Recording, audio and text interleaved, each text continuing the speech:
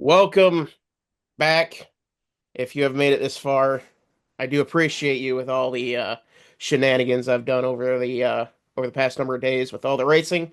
But of course, we got to take a short break from racing because we got some football stuff to talk about.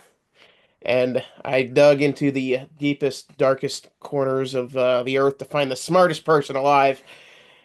Unfortunately, Elon didn't take my call, so I had to settle for Joe. Honestly, that's fair. It's very fair. I honestly, me being the second call is actually surprising to me in itself. So, shout out for that. Appreciate that. And yeah, hey, listen, most important position in football is backup QB. Yeah, especially when the quarterback goes down, then it gets a whole lot more important. Yeah, for sure. So we got some free agency stuff to talk about, and we're just gonna go. I think they have it in alphabetical order, so we'll just go alphabetical order and just roll on from there.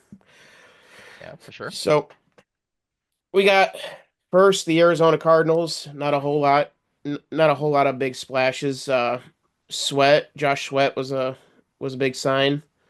Jacoby Brissett made it to the ESPN bottom line, and then they re-signed some guys. Got anything on Arizona? Listen, they got Dalvin Thompson, who I've always liked, even back with his in his Giants days. He's one of those guys that I knew eventually would find greener pastures elsewhere. So shout out to him. Um, getting a 2-year deal with Arizona. That Josh Sweat thing is a big deal. If only because he has a history with Jonathan Gannon. Yeah, he's going to be a beast for them. And then them having Browning on the other side. I'd watch out for a much more improved Arizona defense, which will be needed in the division they're in. Yeah, that the quarterbacks in the NFC West are going to be sweating a little bit with Josh Sweat. See what I did there? See Yeah, what? I see what you did there. So moving moving on to a team that made a couple big splashes last year and then fell off the face of the earth. Atlanta got Leonard Floyd, a 1 year deal. Other than that, I'm not seeing anything huge uh that's gonna shift the waters other than Grady Jarrett getting cut. Yeah, I mean, same here. It looks like, they're basically just operating on the margins, keeping talent that they liked from last year going into this year, extending Jake Matthews, which I mean for me, that offensive line was kind of maligned a little bit there at the beginning of the year just because they had a lot of guys that were just transitioning from the Arthur Smith era. So the scheme was a little bit different. Them extending Matthews says to me that, he's picked up on it. He's, in line with where they want to be on the offensive line. Leonard Floyd is a typical Atlanta move. Operating on the margins, a 1 year deal with probably a higher commitment than they probably wanted to make at that position. Um, just for the simple fact that it's 1 year. I would be surprised if that 1 year 10 mil is guaranteed in any kind of way. I feel like there's got to be some incentives involved there that could max it at 10. Like I'd be surprised based on their spending history if they just gave them the 10 million outright. Yeah, I mean Atlanta, they made a couple big splashes last year. It blew up in their face. Now now they're just kind of in that they now have to see who they have in with Michael Penix. They got the weapons. They got everything they need offensively, weapon wise, and they just got to kind of hold pattern to see what they got. And that's what it looked like they did here. Now moving on to the AFC runner-ups. I think they were technically, or no, they weren't runner-ups, were they? Technically, either way, very solid, smart organization of Baltimore Ravens. Signed D Hop, re-signed Ronnie Stanley, and Patrick Ricard. What say you, Joe? Yeah, I mean, backup quarterback, I have a friend in Andrew Kim who said from the outset that one of the things that he'd like to see is not having Josh Johnson back there as far as backup QB for the Ravens. Now, I gotta tell you, he wasn't exactly thrilled with Cooper Rush, but I'm soon gonna remind him that, hey, look at his record subbing in for Dak, and let's just temper that a little bit.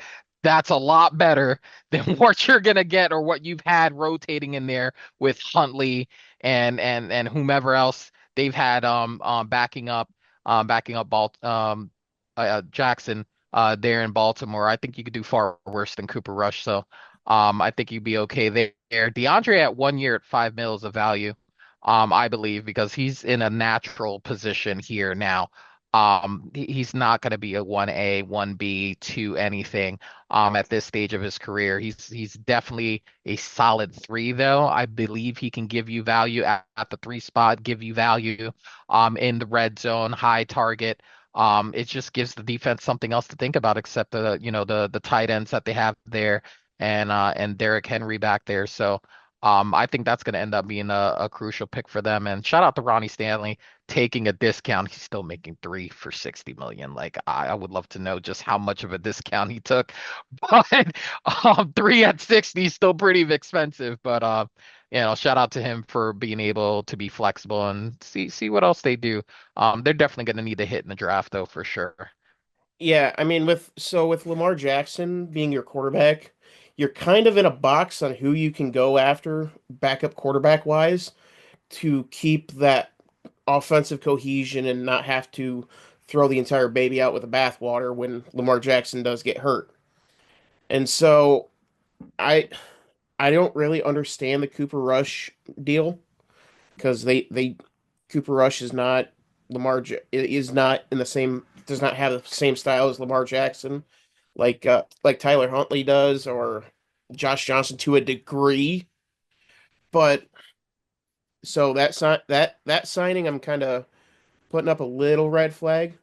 But We'll get to the guy that I would have had in mind here if he wasn't set on trying to compete.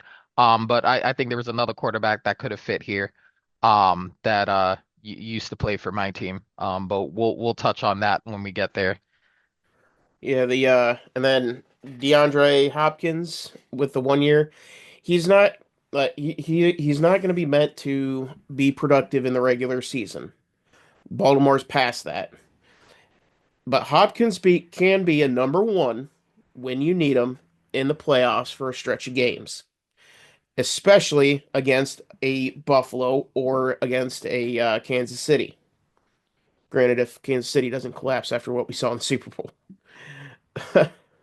still brings a smile to my face. But yeah, Ronnie Stanley getting re-signed was a massive, massive win for the Ravens. Really hurts being a Patriots fan, seeing them getting yanked off the board like that. But what can you do? Fair. And then moving on to the Buffalo Bills, who I still have a deep hatred for. Their big splash, Joey Bosa, 1 year, 12.6 million. Josh Palmer, three for 36. And Michael I don't know how to pronounce that. 3 years up to 24 million. And they brought back Hamlin. Ugh, Jesus. Should probably learn how to talk. And then extended Josh Allen 6 years, 330 million. Uh, Gregory Russo, 4 years, 80 mil.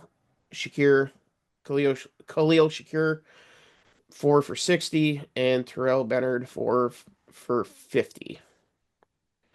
So Bill's been breaking out the checkbook this offseason, trying to keep everybody on the ship. So what are your reaction to their offseason so far?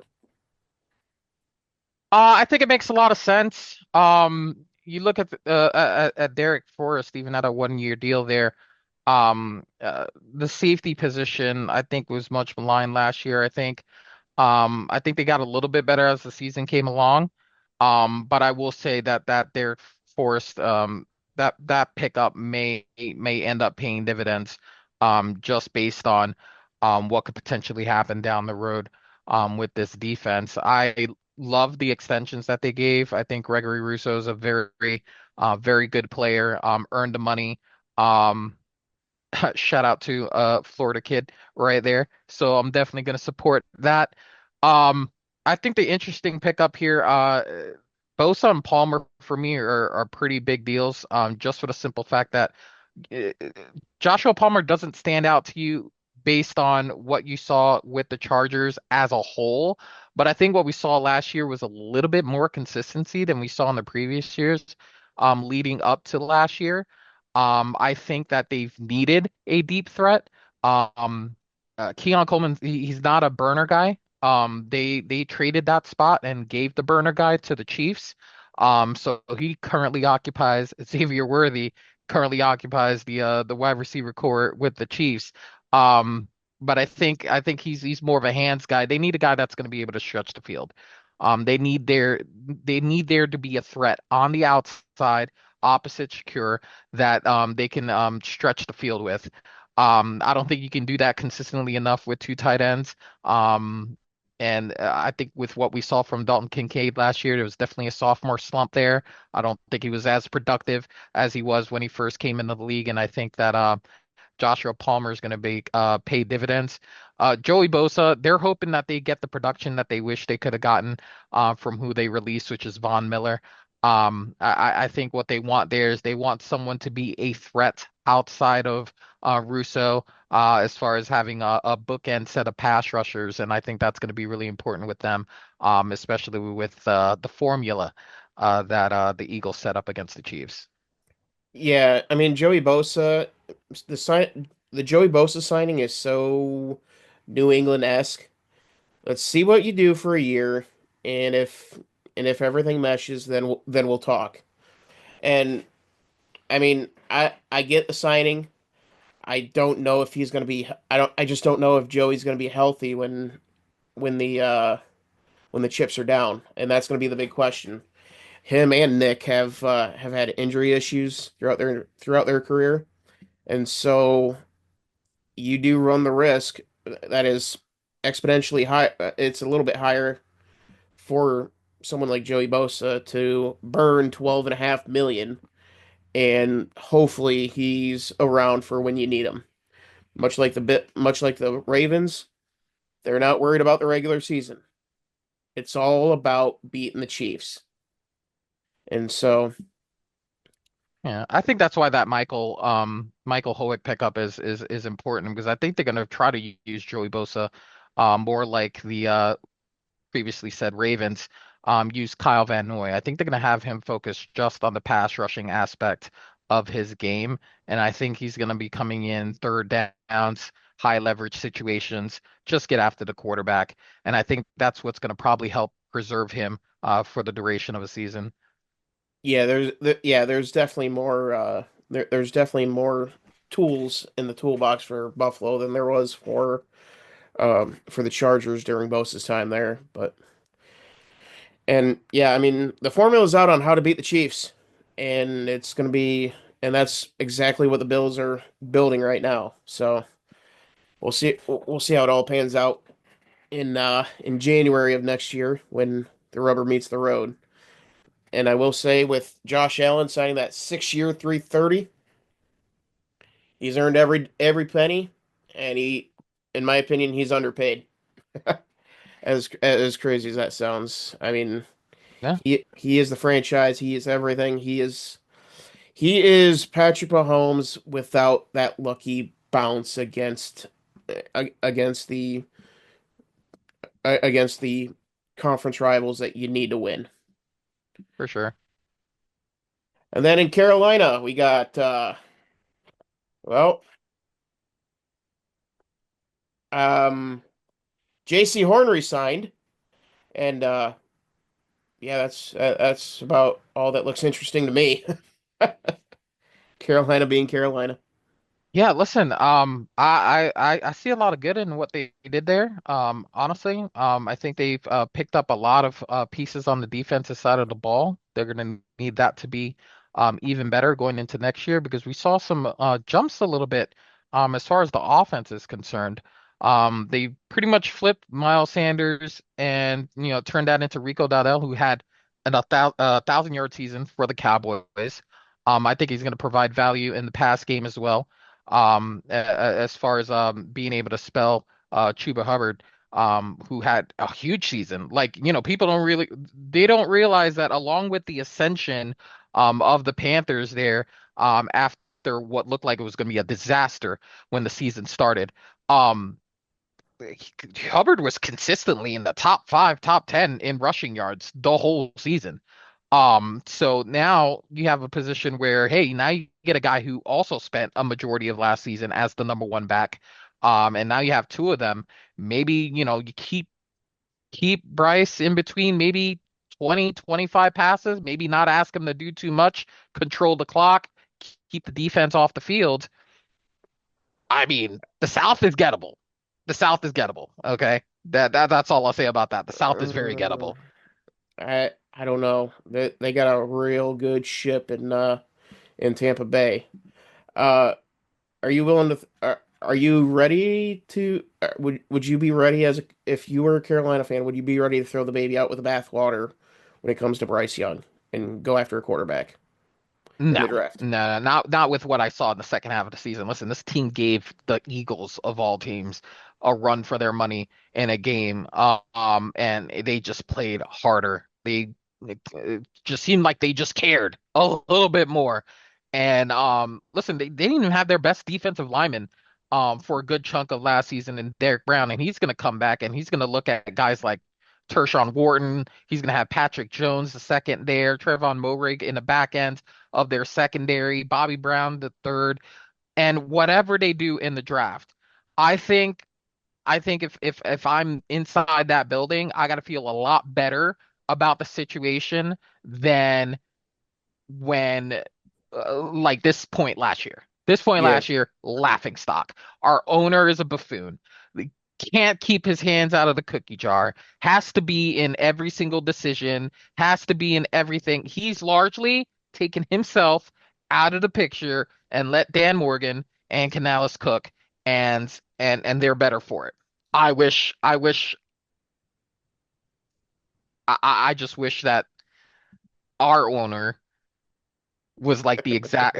I need my owner to be what what their owner was last year. I need you to care more about what's happening in the building and be willing to make moves. yeah. Well, all you need is a wine glass and get them all ticked off and have them throw the glass at somebody. Yeah. Well, putting them on TV definitely didn't help, but we'll get there. We'll get there slow but surely. So, on to the monsters of the Midway, the Chicago Bears. You got uh I, you got a couple of 3-year deals on the D line. Uh, and then acquired a couple guards, Jonah Jackson and Joe Tunney. I think that's a really good start to rebuild the monstrosity that was the Bears' offensive line last year. Um, got what do you got for the Bears? I mean, it's very simple what what we're doing. If you're Ben Johnson and you know how your team's been successful, how you've been operating your offense, um, you've dominated the line of scrimmage. You have two backs that can easily go 4,000. You have two backs that can easily maybe get double-digit touchdowns if you give them enough carries in high leverage situations. Um, the only way you do that is with an offensive line. Now he has history with Jonah Jackson, so that was an easy move for them to make. Joe Tooney again, gamer, champion. Um, Played maybe a fourth, maybe half the season at left tackle just out of mere necessity because of the attrition that the Chiefs suffered on the left end, on the left side of their line that they just couldn't afford to do anything else but that. You get a Drew Dahlman who's among the top linemen, I guess, that was being talked about as far as getting a free agent contract. They want to dominate the line of scrimmage. Uh, he has the blueprint. I mean, he's championed an offense that's been largely successful. And he wants to put his young quarterback in the best possible chance to succeed. And I can't blame any of the moves that he made. I think Grady Jarrett, he may not be who he used to be when he first got to the Falcons, but I think he's going to provide some leadership there on the defensive line. And you got to get a guy like Deo also that's going to be on the other side of you. Like if they can just be smarter on the defensive end, um, this offense, the way it's shaping up, they may not be on the field as often as they have been. So even if they're a little bit leaky, the plan is to make sure that they control the line of scrimmage. Their problem is going to be to find a back that's going to be able to keep churning out first downs. And I think that's going to be their goal in the draft. Would be to get that dynamic back. So the Bears are going to reach for Alshon Gentry, if you can call it a reach. I I mean I don't know what they do. I mean that's definitely a name to put out there. You know he can handle the carries. I mean we've Yeah. we've seen it. Um he would be the prototypical workhorse. Maybe you get yourself a scat back and receive out of the backfield in free agency, short-term deal just to see if the cocktail works. But I think Ben Johnson over the last couple of years with the Lions knows what he needs out of the running back position, and he's going to make sure that he controls the clock, keep the defense off the field. Yeah, you can definitely tell with this free round of free agency, the Bears administration has stepped back and have let Ben Johnson go to work. They are filling out their wish list and checking it twice, and they have they are quietly putting a very solid squad together on that offensive line. For sure. Now on to Cincinnati. On to Cincinnati. As great words of Bill Belichick. On to Cincinnati. They Yeah, they have they made some waves. I believe it was last night. The news broke. They got Jamar. They extended Jamar Chase and T Higgins, something that not a lot of people predicted, and they're going to be able to keep the band together.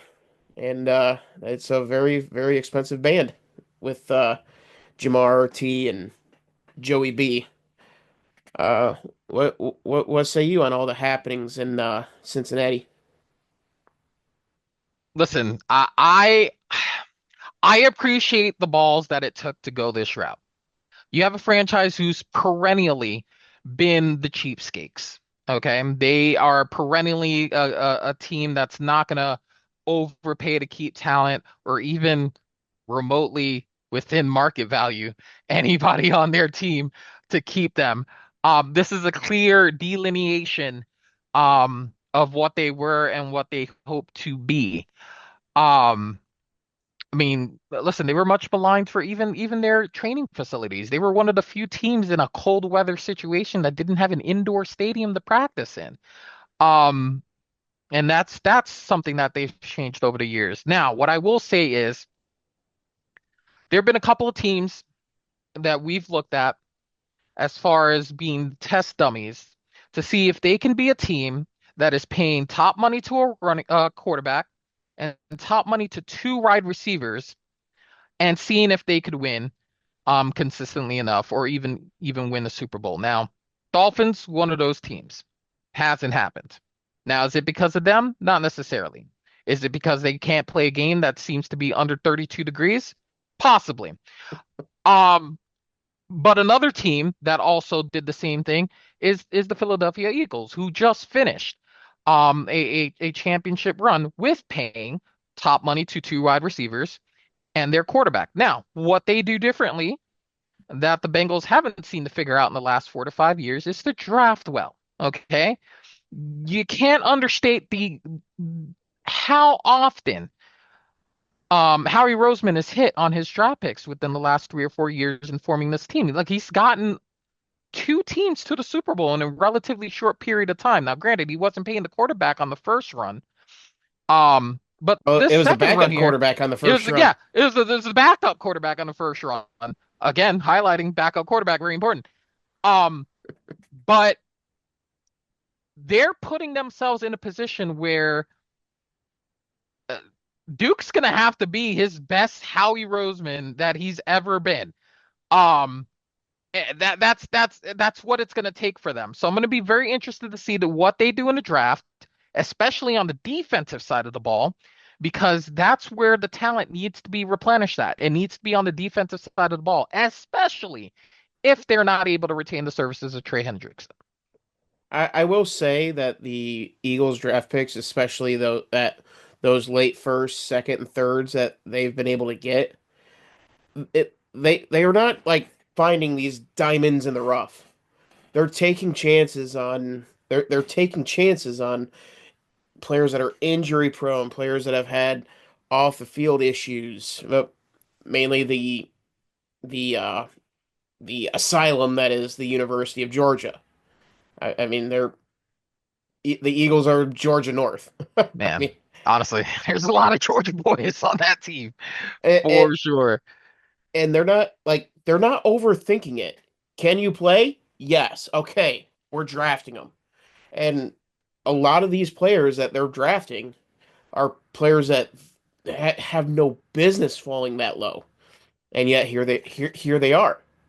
So I mean, they're just taking advantage of other people's stupidity, and Um, Measured risks, if you will. yeah, Yeah, you can call it that. I just call it other team stupidity, especially the fair. Patriots. But that's beside the point.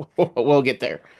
But yeah, I mean, signing Jamar Chase, signing T. Higgins, absolutely massive to get both to be able to bring both of them back, along with Mike Gesicki. So you got all your top targets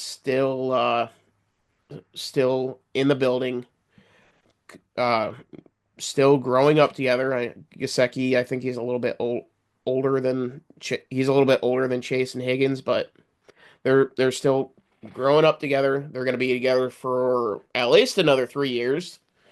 But the big thing is going to be, can Joe Burrow stay healthy? Can he come into a season healthy? And can he stay healthy for the entire length of the season plus the playoffs? That's been the big question with Cincinnati, and we'll see. We'll see. No, I will say he did play all the games last year. Did play all the games last year. Um, yeah, I worry about the other side of the ball, right? Like, Yeah, they're trying to follow this blueprint um, you know, with how we did with Philly, but Philly had the defense to back that up. You know what I mean? So it's kind of like, okay, well, I mean, that yeah, defense is gonna need some work. So we'll see what happens. I'm gonna be very interested to. That's why the draft is gonna be so cool. I can't wait for it. yeah. And then you have the laughing one of the laughing stocks of the league, the Cleveland Browns. They uh they extended Myles Garrett, re-signed Devin Bush, and they are still without a quarterback with and they haven't really made a big splash on going out and getting anybody. Um, you got anything for the Cleveland Clowns? I mean, Browns.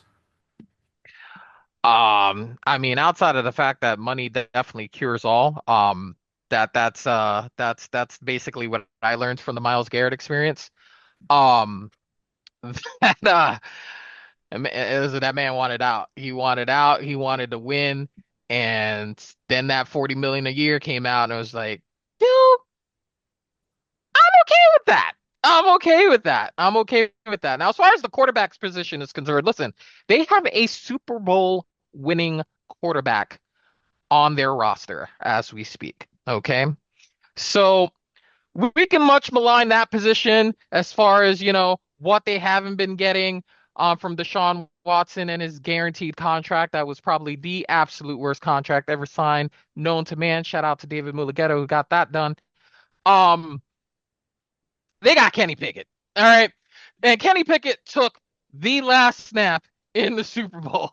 Okay, so they have a Super Bowl winning quarterback on the roster. Now, is that going to change their entire trajectory?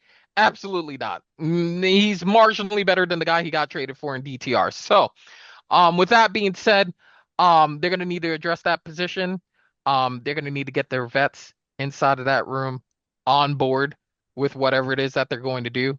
And the only way they're going to do that is that give them some sort of confidence because there's still some dogs on that defense. There's still some guys on that defense. It's just kind of demoralizing when you know the offense is going to throw you right back onto that field. Um, to really stay locked in. So I think that that quarterback position will help if they go a certain direction with that, but we'll see what happens in the draft. Yeah, I mean, they got the number two pick, correct? Uh, yes, I Okay. believe they're right after. Yeah, they are the second pick Yeah. after Tennessee. Yeah, we'll see who Tennessee picks, but in my opinion, Cam Ward is that one guy that can change a franchise in this draft from the quarterback position. We'll see if Tennessee is they uh they take a sip of the juice of Shedeur Sanders, or they go with the smart route and pick Cam Ward. But as far as the Browns go, with Myles Garrett, hey, it's a lot more comfortable crying in a Porsche than it is on a bicycle. So, Yeah, great words of John that's very Wayne. true. That's fair. 100% fair, honestly. So, on to the next laughing stock of the NFL, the Dallas Cowboys, hiring that super genius coach of theirs. Oh no, it was his son. Never mind. Um, whoopsie. Yeah. There's nothing here. There is nothing. Uh, they signed Javonte Williams, who's gonna probably end up tearing an ACL. Solomon Thomas, who was great in college, um, traded for Elam. I, you got anything here? I got nothing. Honestly, I have no love lost for them. As a Giants fan, I will say that their free agency looks pretty much standard operating procedure for the Cowboys. Operate on the margins, low cost, hoping for a high reward on the back end of that whole thing. As far as their pickups, I mean you get Dante Fowler Jr. 1 year up to 8 million, Solomon Thomas two for up to 8 million. A lot of 1 year deals. I'm looking at keeping whatever financial flexibility they have left after extending guys like Osa and potential down the road. Micah Parsons. Parsons' future contract's gonna be. They're basically just slapping band-aids everywhere that they can, because they know they're about to come out the checkbook. And again, in standard operating procedure for the Cowboys, they are waiting until the last minute, and that check's just gonna keep going up, especially when they put out the word, oh, okay, he's going to get X amount. Now, granted, to his credit, he has said that he is not intent on breaking the bank. He has said that publicly. He does not intend to break the bank as far as this next contract is concerned. That being said, Jamar Chase is making a lot of money to catch a football. All right. And when you're as great as Michael Parson is at one thing, like getting to the quarterback, I gotta believe that there's a certain number he's looking at that's gonna be borderline disrespectful, and he just wants to make sure that that number is above that line. But outside of NVS, there's an absence of anything relevant on this list. That suggests to me that they're probably fighting for third place in the division. I think that's gonna be generous at third place. I mean it's a dumpster fire. Especially if we get a quarterback. I mean it's a dumpster fire. And then you just put a serial arsonist in charge in Brian Schottenheimer. I mean it's a mess and it's only going to get worse. That's pretty much all I got with Cowboys. Uh, Fair. mo moving on to the nice little heartfelt story of last year with the Denver Broncos. Um, Yeah. couple couple nice pieces. Dre Greenlaw coming in. Re-signed a couple of key pieces with DJ Jones, and then brought on Evan Ingram to maybe get some production out of that tight end position. Uh, what do you make out of the Broncos offseason? I'm pretty sure Denver still wants the guy the Oakland Raiders got. I'm pretty sure that they would have loved Bowers in that lineup. I'll say this though. So they're operating on a very small little window, right? They're operating on this little piece of the pie because they're still suffering from the Russell Wilson decision that they made. And I gotta say, with what they had to do, um, I think they had a nice little setup here. They got a nice third wide receiver in Trent Sherfield that should be, sure-handed, hopefully stays healthy. Um, maybe gets a couple of third downs for them. Evan Ingram, a tight end that should be productive. Um, Still miss him at the Giants. I don't think we've had a tight ends that had that level of production since he left. Um, Dre Greenlaw, very, very, very decent pickup. We hope that he's healthy. That's really the main thing. If we even get 80% of what he was with the 49ers, that's a solid pickup.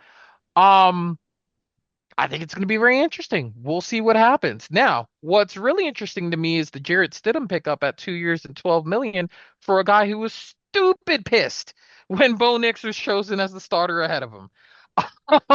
Stupid pissed to the point where he just blatantly in front of cameras was like, I believe I'm a starter in this league. Guess who else thinks so? No one. And that's why he signed a 2 year deal to come back. So you can think that, and I love that attitude. And hopefully Bo Nix doesn't get hurt to where we actually can prove that to the test. But I just thought that's funny to me. Yeah, I mean the Broncos they're just kind of sitting in a holding pattern. They it looks like they struck gold with Bo Nix. Uh, and now it's pretty much going to be focused uh on pretty much tightening up the ship in the draft, get some pieces here and there, and away we go. Yeah. So on to the January disappointment, the Detroit Lions. Not a whole lot of massive moves, just kind of looks like a little bit of a holding pattern. Was able to keep Davenport, Patrick, brought in DJ Reed, Roy Lopez, just holding ship. Yeah, I mean, listen, they got hit hard with attrition. I mean, attrition isn't even the word for what they suffered last year, especially on the defensive side of the ball. Um, I mean, they couldn't stop anybody at the end of the year, and it really just put a lot of pressure on the offense to outproduce the other team's offense, which was just, I mean, they were scoring at will. I mean, anybody with a brainstem saw that Commanders game and was just like, oh man, who who let out the floodgates? What a massive disaster this was. So honestly, what I want to see from them is what they do in the draft. I need to see that this team has some sort of depth because they were getting guys literally off the street. Marcus Davenport got hurt early and we just never saw the guy again. So that was an easy pickup for them as far as a low risk, high reward potential on the other end of that. If that man can stay healthy, I mean, and give you at least 6 to 8 sacks and maybe 12 games played, that's a win at 4.75. This team just needs to stay healthy. If they stay healthy, they're going to be in the same game next year and then hopefully actually win the games that matter. Yeah, I mean, I'm pretty sure Detroit was putting out ads to for somebody to come off the street and play free safety for him at one point. I Bro, mean, they were real close to high school tryout stuff. I, I mean, they were really close. I tried to answer the ad on Craigslist, but it turns out it wasn't actually the Detroit Lions, but you know. That's fair. Fortunate. But yeah, I mean, it's just they just got to hold firm. it was one of those weird seasons last year where you just get decimated on one side of the ball all at once and Crazy. just wasn't able to recover. It yeah, you just hold firm and try to and re-rack and try again next year. Now on to the division rivals, the Green Bay Packers. Big signings and at in the backfield on the defense and on the line. Aaron Banks, 4 years, $77 million, and Nate Hobbs, 4 for 48. What say you? Yeah, Nate Hobbs is interesting. With the rumor circling as far as the happiness of Jair Alexander with the Packers, I think that's going to end up being a thing. I'm going to be very interested to see what they do in the draft. If I see anything as far as corner, secondary, that sort of situation, I'm going to be very interested to see how long Jair Alexander is going to be in a Packers uniform. As far as that list, I mean again, standard issue Green Bay Packers. Um, they were a team kind of like the Pittsburgh Steelers back in kind of in the Colbert days. Not a whole lot as far as outside free agents. They usually a team that's re-signing their own, drafting, um, hoping to get by, that sort of deal. So the fact that this list isn't that big, is not a surprise for Green Bay. They're hoping that they're getting a leap from year one to year two on some of their guys, year two to year three on some of their guys. They definitely built something on the defensive side of the ball. I feel like they were much better under this new regime here. And I think for them, um, quarterback's got to stay healthy. Quarterback missed games again to this past season. And we're actually just going to need to see a little bit more consistency with Jordan Love, especially with his propensity to throw to the other team. We're going to need to see that better. And I think what would have done them some good, is to find a guy, just a dude at wide receiver. They don't have that guy on the roster. They haven't had that guy on the roster since Devontae Adams got traded. They don't have a guy that they could depend on as a number one wideout. That if you need a third down, if you need a go route to win a game, if you need that receiver to be otherworldly, they haven't had that guy since 17 left. And I think they would have done themselves some good if they would have looked in that direction. Yeah, they got a couple solid pieces at wide receiver. They don't have that like game changer X factor type receiver. But there's a few in the draft that you could make the case for. But I mean, it's you you almost have to go out and try to trade for one. I mean, there there's just too many question marks right now at wide receiver that's coming out. You got Travis Hunter and Tate McMillan, which they'll be gone by the time the Green Bay Packers get a shot to trade up. But yeah, it's just a but it yeah, it's prototypical Packers. They build from within because ain't nobody going to Green Bay voluntarily. Let's be real. Ain't nobody want to play in the Yeah, frozen I tundra. mean, that's a So hard place to play on purpose. yeah, yeah. Yeah, that's So, fair. That's a fair point. and then we got Houston. A lot of moves, just nothing to write home about other than re-signing Derek Stingley, 3 years, 90 million, and then trading Laramie Tunsil away. And then but yeah, few wide receivers or running Christian Kirk, see if they can revive him.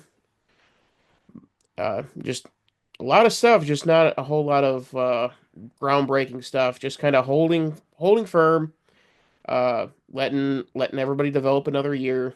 It's a young team. It's a good team. What say you about Houston? Yeah, I mean, again, operating on the margins. Sheldon Rankins, um, injury riddled last season. It says up to 7 million on that 1 year deal, so they're hoping that those incentives are enough to A, keep them healthy, and then B, give them some depth there on the defensive side of the ball. Listen, they had a couple of injuries on their defensive front last year. A couple of guys missed some important games. So that didn't help them there. Um, I'm concerned about this offensive line. That offensive line was a train wreck last year, and then they trade their one good offensive lineman away, which was strange to me. I mean, I think we said the same thing about the Chiefs when we saw Tooney go.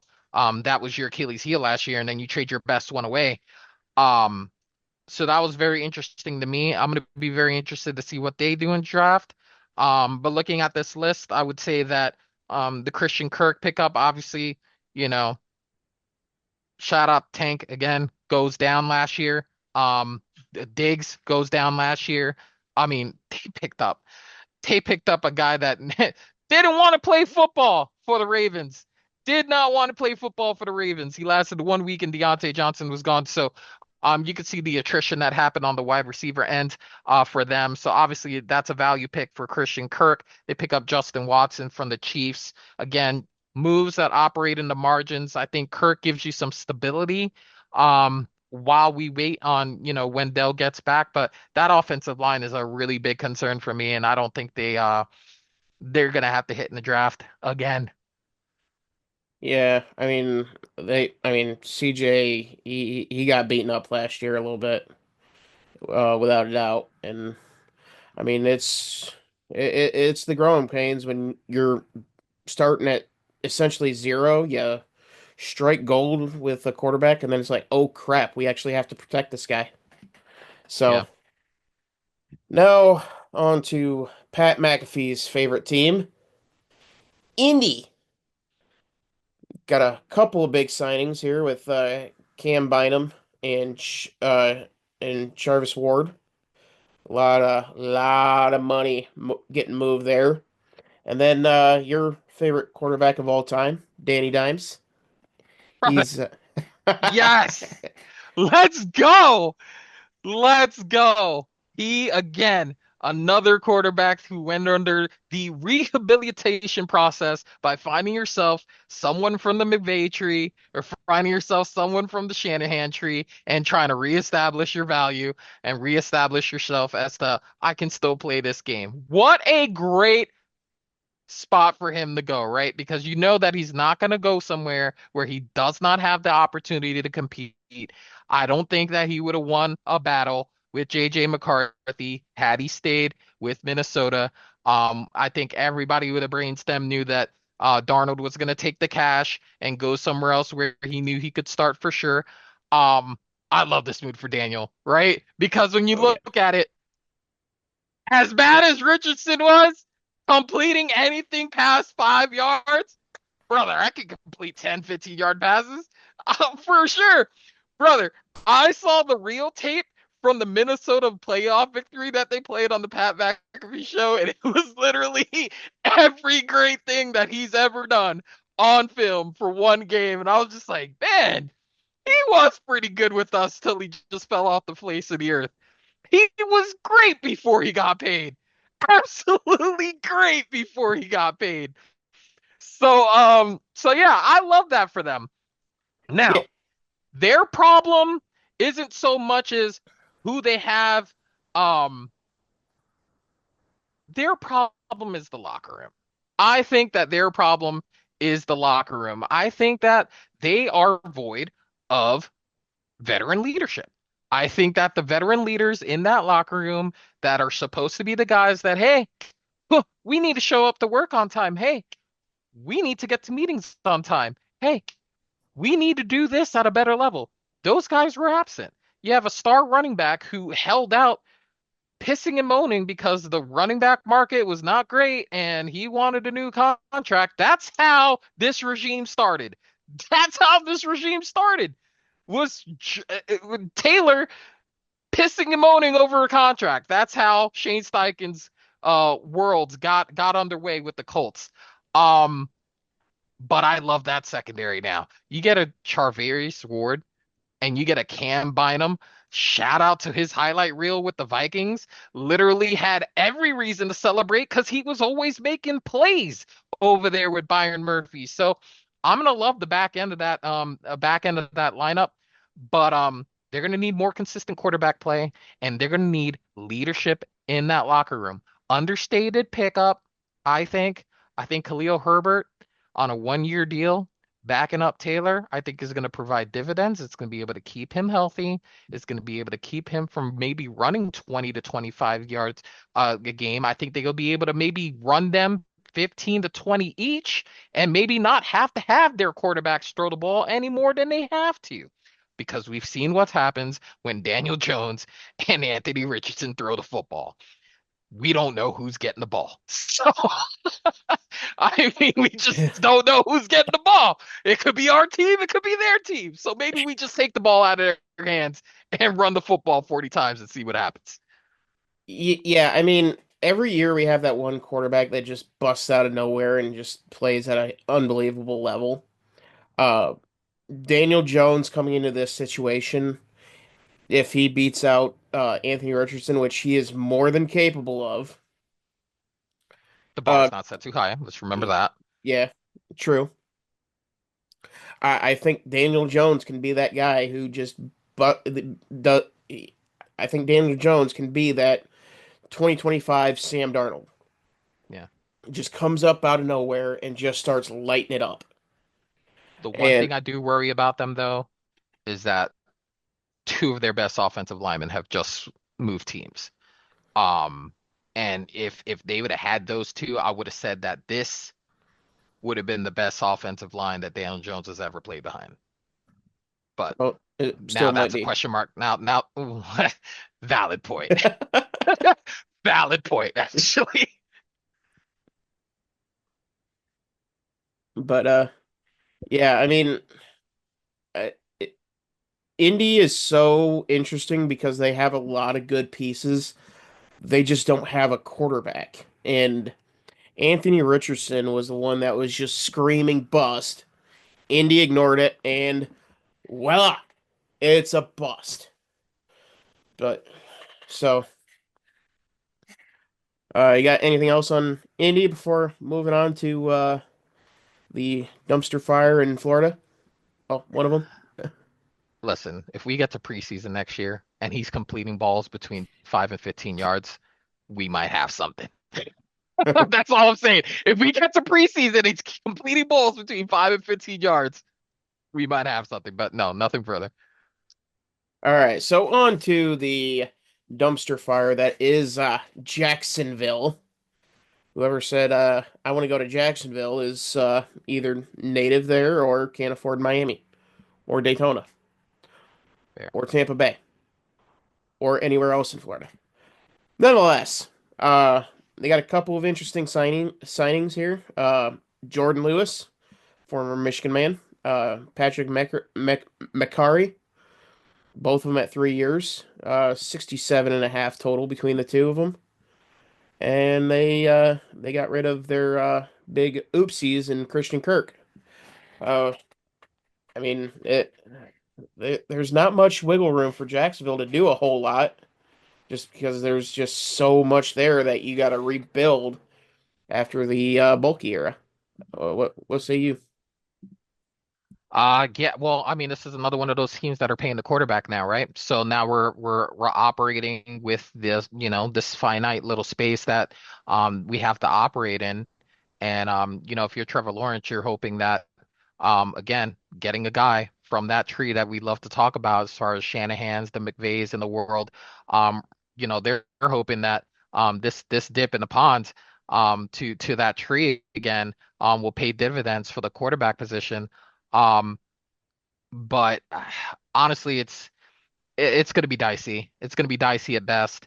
Um, they're going to need a lot of help from their skill positions. They got a couple of tight ends that are again operating on the margins to fill in what they lose in Evan Ingram. Was Christian Kirk a one? No. Did they pay him like a one? Yes. And that's largely why the reason why the people in the building that made those decisions aren't no longer there.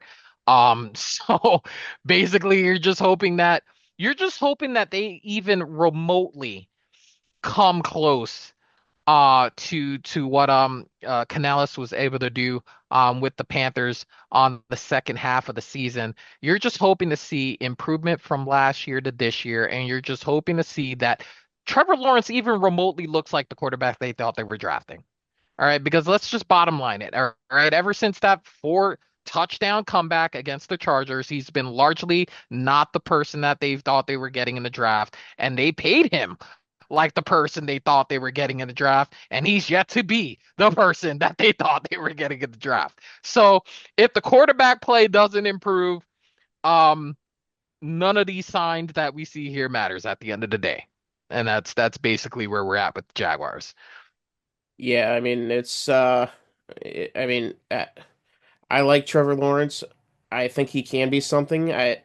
But we'll have to see what happens with him because this is a put up or shut up year for Trevor Lawrence. This is your 54th coach in the amount of time that you've been in the league. It that Jacksonville really, really wanted this guy. Uh, the coach escapes my mind, but the awkward Cohen, fella. Liam Cohen. Yeah, Oh man, not a great start with that Duval. Not a great start, brother. Duval. It's like, My 904 brethren were dying, bro. Okay, I'm literally 2 hours away from the 904. They literally lost it. Okay, there's no way. yeah, Someone that's. could have sent him a video with how to pronounce that. Oh yeah, it's yeah. So we'll see how it goes. We'll see how it goes. It's but on to the Super Bowl runner-ups. The Kansas City Chiefs making a big move at signing Jalen Moore, 2 years, 30 million, and then shoring up the secondary with Christian Fulton, uh, and then a bunch of other moves to keep the ship together. What say you on all of Kansas City stuff? Listen, Jalen Moore can't be any worse than what they put out there. Now, his 70 grades and pass blocking and overall grade would indicate mid. But mid is better than what they were throwing out there and what they were forced to do with Joe Tooney. So, by that token, he's got to be better than who they were throwing out there. And the rookie that they had out there, he's going to move it over to guard and hopefully try to retain, you know, he's going to try to avoid being an insurance salesman if that doesn't work. Low key pick that I really like a whole lot, honestly, is Elijah Mitchell. I think that this guy, every time that he was healthy, actually produced behind that offensive line with the 49ers. He's one of those long line of backs that just keep turning out in San Francisco University that keeps getting 1,000 yards. And, they just had an opportunity to get a guy that can run and pass catch like nobody's business in McCaffrey. Otherwise, he'd still be the guy. If he could stay healthy, he might have still been the guy. And that's what we worried about. But it's a low risk, right? 1 year, 2.5 million, and then you've got a Kareem Hunt coming back. Now, this is very interesting to me, right? Because you have a low risk, low reward, or a high reward situation with Mitchell.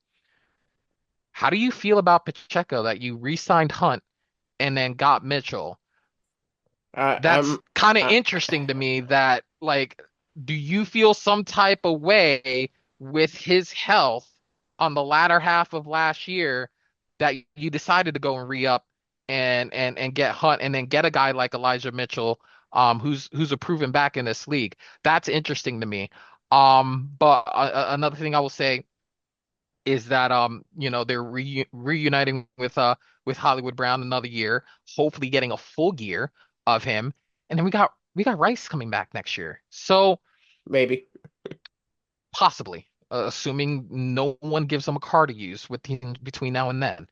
Um, Offensive line's the problem. Offensive line's the problem, and you've made one move to make sure that it gets better. You've made one move. I'm gonna need to see more from them, whether that's a guy that we just haven't talked about yet that's in free agency, or they go big in the draft and grab one with their first round pick.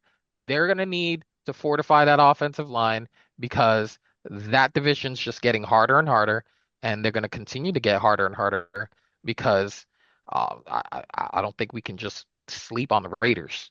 Okay, like Pete Carroll's going to bring them back to actual relevancy. Now they're going to make the playoffs, no, but they're going to make sure that every game they play against them is difficult, and even when they were shitting the bed, everything against them has been difficult. The Chiefs. Problems with the Raiders. That's crazy to me. If they don't shore up that offensive line, Patrick Mahomes doesn't is going to miss the Super Bowl again. Plain and simple. Yeah, I mean it's going to be it the it, this is going to be a very interesting era in the AFC West because you now have four high quality coaches in that division with Reed, Peyton, Carroll, and Harbaugh, and three of them have established franchise quarterbacks, and uh and they're doing the three are doing the exact opposite of the last goat that we had in Brady, where the other three teams in that division just rolled over and took it. Vegas, LA, and uh, Denver, they're refueling, they're restocking, and they're going at it. So it is it's going to be a fun next half decade watching the AFC West and see how it develops. Um, Jalen Moore, a good signing. Was a good signing. Tagged Trey Smith, and we'll see what happens. We'll see if Mahomes can not get killed on national TV in front of hundreds of billions of people. And but yeah, uh, and then the famous words that everybody wants to hear: off to Vegas. They uh they did make one big splash in the trading market with Geno Smith. Is there going to be something there with Geno, or is it are we just going to see, is this kind of a bridge year and Pete Carroll hoping he can find a diamond in the rough in the draft in the next couple years? This to me is very interesting, and I'll say that because I did not. This was not the Seattle quarterback that I thought would end up here if when we got to this point. I honestly I didn't even know Geno Smith was available. I didn't know he was available. I didn't know that they could get him. I didn't even know that they were even having the conversation. Okay, so shout out to them for not for us not knowing until it actually happened. Um, Geno Smith has one glaring problem. Everybody with a brainstem knows what his glaring problem is that once they get inside the 20-yard line, all of a sudden he forgets how to play football. So one thing that helps them there is that they're going to have a guy, he's now going to have a guy at the tight end position who's going to beat their guy one on one. Brock Bowers is going to make his life a whole lot easier. And he's going to love that. He's going to love having a tight end of that echelon being able to be a target. Now, does that mean all of a sudden he'd be able to find him? Um, I mean, it makes it easier if you know the guy is going to be maybe 2 yards ahead of the person behind him. So I'm hoping that that helps his red zone production. One move that they've done that I love, and it's the same reason that I love the move that the Chiefs did. Um, they also, again, plucked from the 49ers running back tree in getting Raheem Mostert. I love me some Raheem Mostert. I am a Raheem Mostert fan. If that guy is healthy, he will score touchdowns. He had 18 touchdowns not too long ago.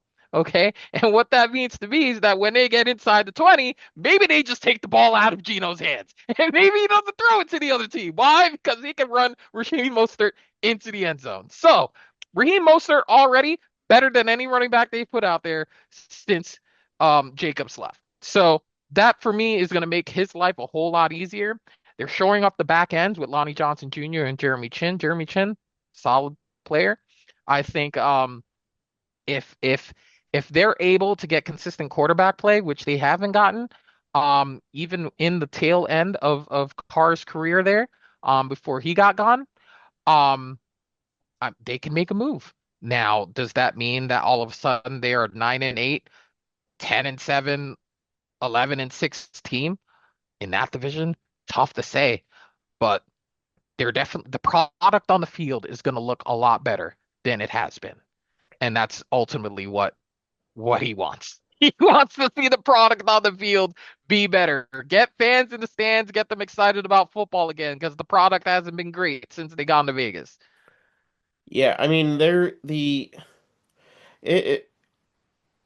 in the next couple of years, if Las Vegas is able to find a actual franchise quarterback, the there's a solid chance the AFC West gets four teams, all four teams in the playoffs.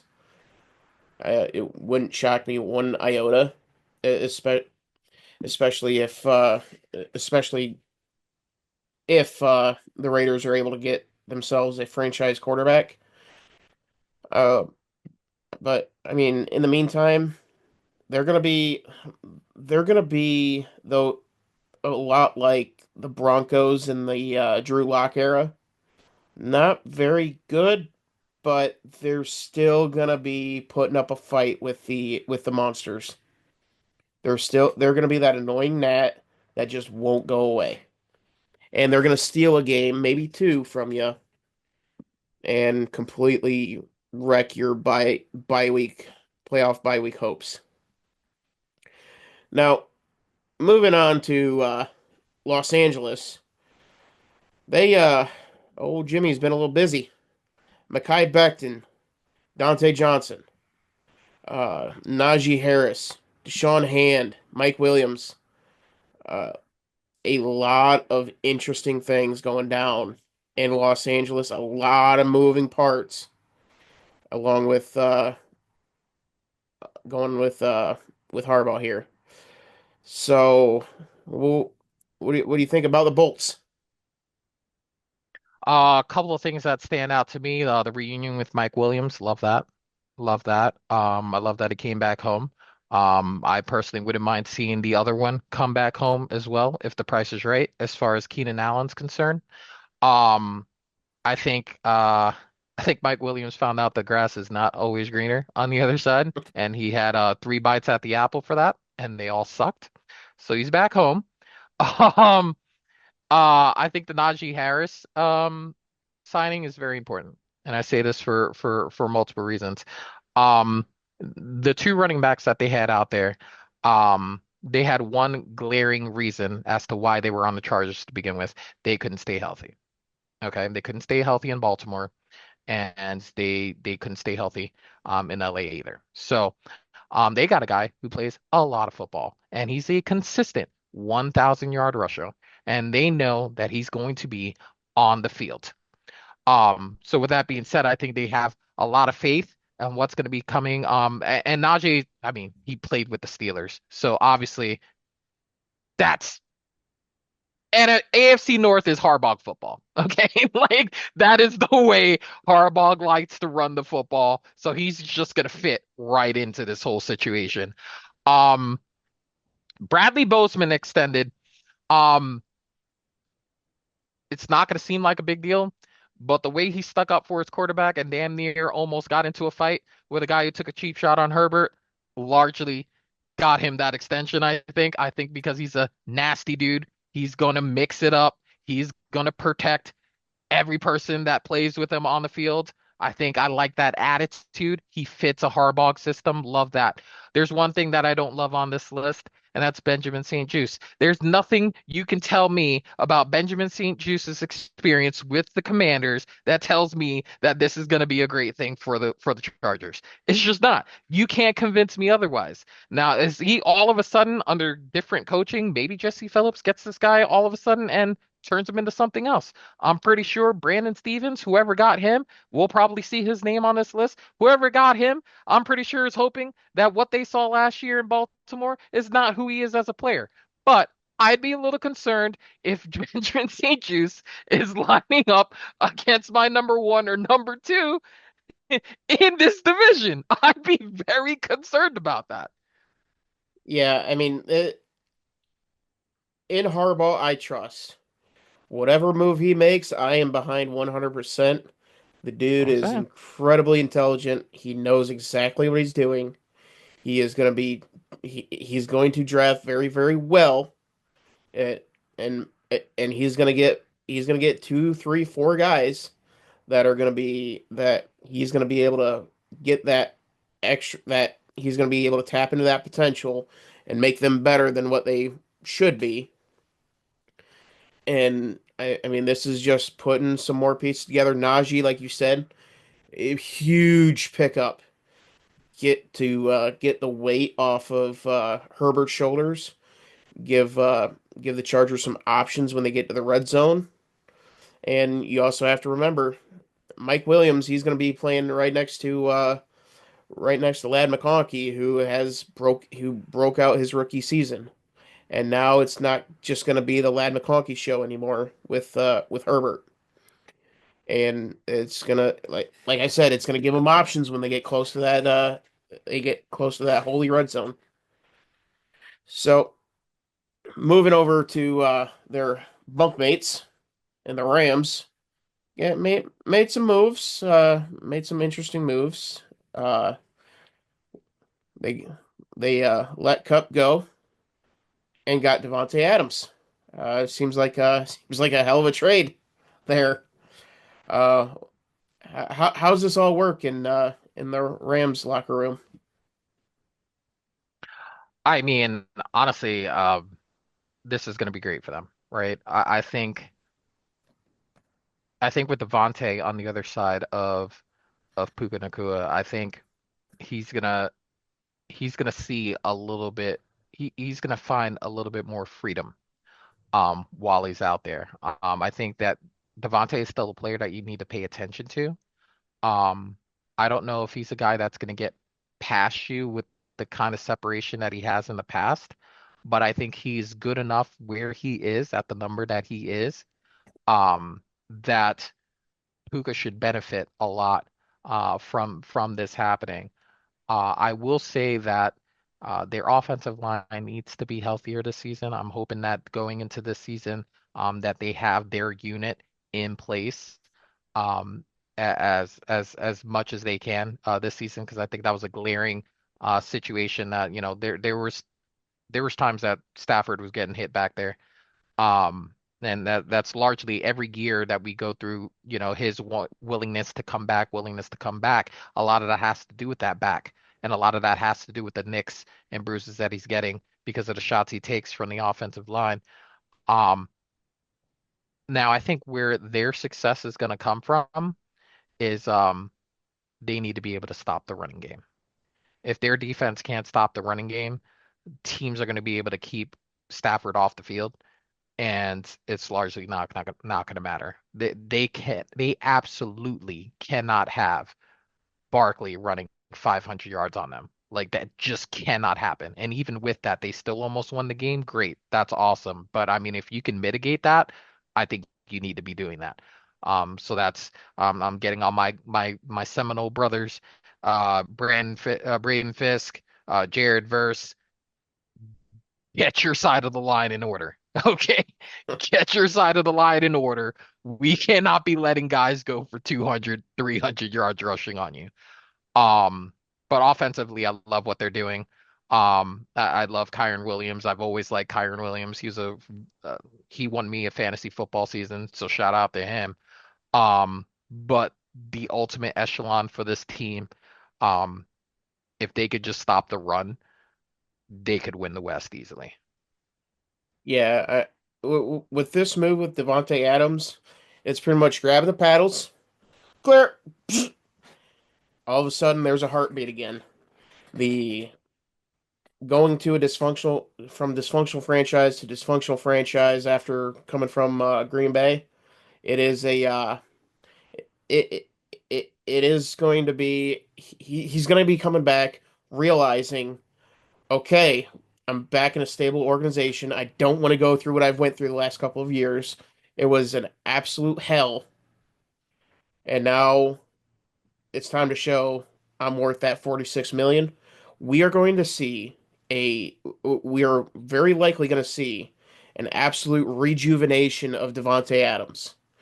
I think we see a the the Devontae Adams that we saw in Green Bay, maybe even a little bit better given given what he's gone through over the last number of years, being with the Raiders, being with the Jets, and This realizing, might actually be his best number two.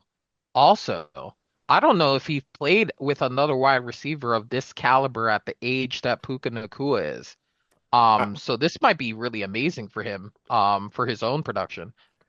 yeah, I mean, we are going to see a completely rejuvenated Devontae Adams. This is an A plus pickup. Couldn't have asked for better. Um, I, I mean, I can't say enough things of how life-changing this is going to be for the Rams and for Devontae. So Agreed. moving, go ahead. No, I said agreed. Okay. So moving on from the the kingdom to the peasants, the Miami Dolphins. A lot of bleh, bleh, bleh, bleh. I I have nothing good to say about what Miami's doing right now. Yeah, I gotta say, um, this another team operating in the margins, right? Because guess what they're doing? They're paying a quarterback and they're paying two wide receivers. So basically, their signings, this is going to be what we're going to be seeing from the Bengals moving forward. This is going to be what we're going to see from like a lot of these teams that are gonna if they go with this formula of paying the two wideouts and the quarterback, this is the type of thing that we're going to see. We're going to see teams operating in the margins and hoping for the best. Um, Not a whole lot here for me. Alexander Madison obviously doesn't move the needle for me. I think his time as a premier back, his time ended while he was with Minnesota and backing up Dalvin Cook. I think he does not have the juice that he did then, and what little juice he had at that. He's just not that guy. That's just he's like that plotting back now at this point for me. Maybe it helps them in the red zone. Maybe it gives a guy carries where, they don't have to, load up with Wright, load up with Devon Achane. Um, he's likely probably not really going to see the field, to be honest with you. Where they got Wright and Achane, he'll probably be in there just to spell them. Um, but you look at these picks again, this is just standard operating procedure for them. They just have to operate in this fashion because of all the money they have allocated to the skill positions on offense. So they're gonna hope for the best and hope to hit on their draft picks. I'm just gonna add. I'm just gonna add to that. Look out if Tua gets hurt. We could see a rejuvenated Zach Wilson finally having something to Yes. work with. Oh, such a smart move. Find That yourself a guy who that knows quarterbacks. that's gonna be that could be something there. There could be something there should Tua get hurt and Zach gets the opportunity. Very interested to see how Zach does if he gets the opportunity and he actually has something to work with. So moving on to the purple people eaters. Lot of moves here. Will Freeze, 5 years, 88 mil. Jonathan Allen, 3 years, 51 mil. Ryan Kelly, two for 18. Uh, a lot of good moves here. That shoring up the trenches, getting a couple of guys in the secondary. You got anything for Minnesota? Yeah, listen, they retained the majority of their secondary. I do love that. Byron Murphy stays. Heron Smith is back for another season, manning the strong safety position. Um, Low key, love the Isaiah Rodgers pickup. I think he did well in his time with the Eagles. I think he came through clutch when injuries kind of besieged certain parts of that secondary. He played some pretty decent games. I think he largely learns from his experience, in his decision making, that largely had him lead the Colts. Um, Low key, really good pickup for me. Trading for Jordan Mason, love that pick. Love that pickup. Again, tapping the 49ers family tree of running backs. He was beast mode when McCaffrey was out, which nobody knew heading into the season. Shout out to those that made him his top pick in fantasy. Um, he's going to be able to spell Aaron Jones. Those two together will keep the pass attempts at a minimum for what could potentially be a rookie quarterback or potentially be Aaron Rodgers. Who knows? We don't know who the quarterback is yet. But like you said, fortified the trenches. Love that. Love Freeze. Love Kelly. You know who would have loved them too? Sam Darnold, and he would have loved them about 10 weeks ago. Yeah, this is, I mean, they, he would have loved to not be under siege, but I will say this, um, them now releasing, um, I forget, I forget the kid's name, their former center, that was in there. I think whoever gets him, could improve the middle of their offensive line. I don't think he was terrible. But I think when you have a chance to get a Ryan Kelly, who's been a perennial Pro Bowler, with the Colts, you got to go that route. I think it's Garrett Bradbury. I think he'd be really good, um, for guys looking to shore up the middle of the lineup. But I mean, there's nothing not to like about what the Vikings are doing. Allen's a dog, Hargrave's a dog. I just hope Hargrave can stay healthy. But this will be another solid team next year. Yeah, they're definitely gunning for that division. Very interested. NFC North is probably the most, outside of the West, AFC West, the most interesting division in football. They have three teams that can go at it, and Minnesota. We'll see what happens with JJ.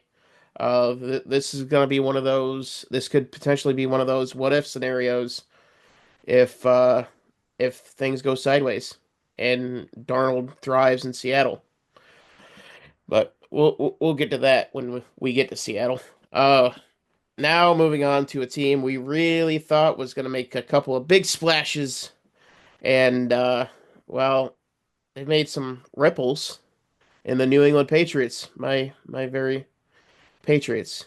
Milton, Davis, Landry, uh, Spillane, Moses, and Clavon Chausson, Mac Hollins. Uh, that's a lot of money being moved and not helping the quarterback too much. Me personally, I'm a little concerned with this. They did re-sign Austin Hooper, which is I guess it's something. They let David Andrews walk, so maybe that's they're opening up a lane for Bradbury to come in. Uh, that, that's the only reasonable explanation for cutting David Andrews.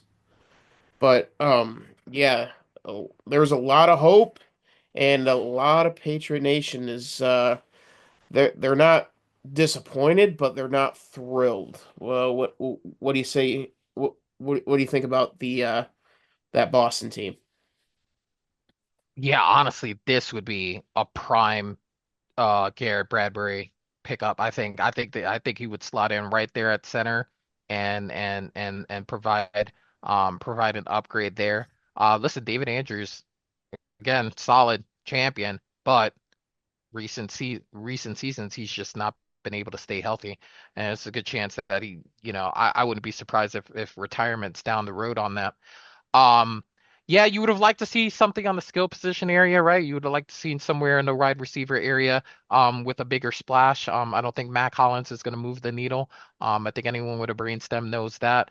I think Chase on could be a guy, that provides some situational plays, for this team. Seems like a Vrabel type situation. Harold Landry is definitely a Vrabel type situation. He's already played for Vrabel, so he knows what the deal is going into that. I think you can't sneeze at Milton Williams being there. 4 million, 4 years, 104 million might be an overpay. But the guy just won a chip, right? So let's just see what happens. Young guy, let's see if he's worth the money. Morgan Moses, solid as it comes. I think that's going to improve the offensive line, which obviously needed help. You can't go into the next season with the offensive line that you had last season, actually atrocious. Um, but I wouldn't mind, like I said, I wouldn't mind seeing Garrett here from Minnesota. I would like to see what they do in the draft at O-line. I think there's some O-lines that could be had in there. I think Kelvin Banks from Texas would be good here. There's definitely some value that you can get on O-line to help win the line of scrimmage, which you're going to want if you're variable. He's definitely clearly put an emphasis on the line of scrimmage, and you hope that he gets that in line. Um, yeah, can we get somebody even on the cheap, somebody other than what you got going on? I recently saw a list on the X as the list of players who got the least separation in the league from the wide receiver position. Keyshawn Boutte was on that list. Okay. And for all intents and purposes, he's gonna be there next year, and he might actually be there 2 or 3 with the moves that they're not making as far as that position's concerned.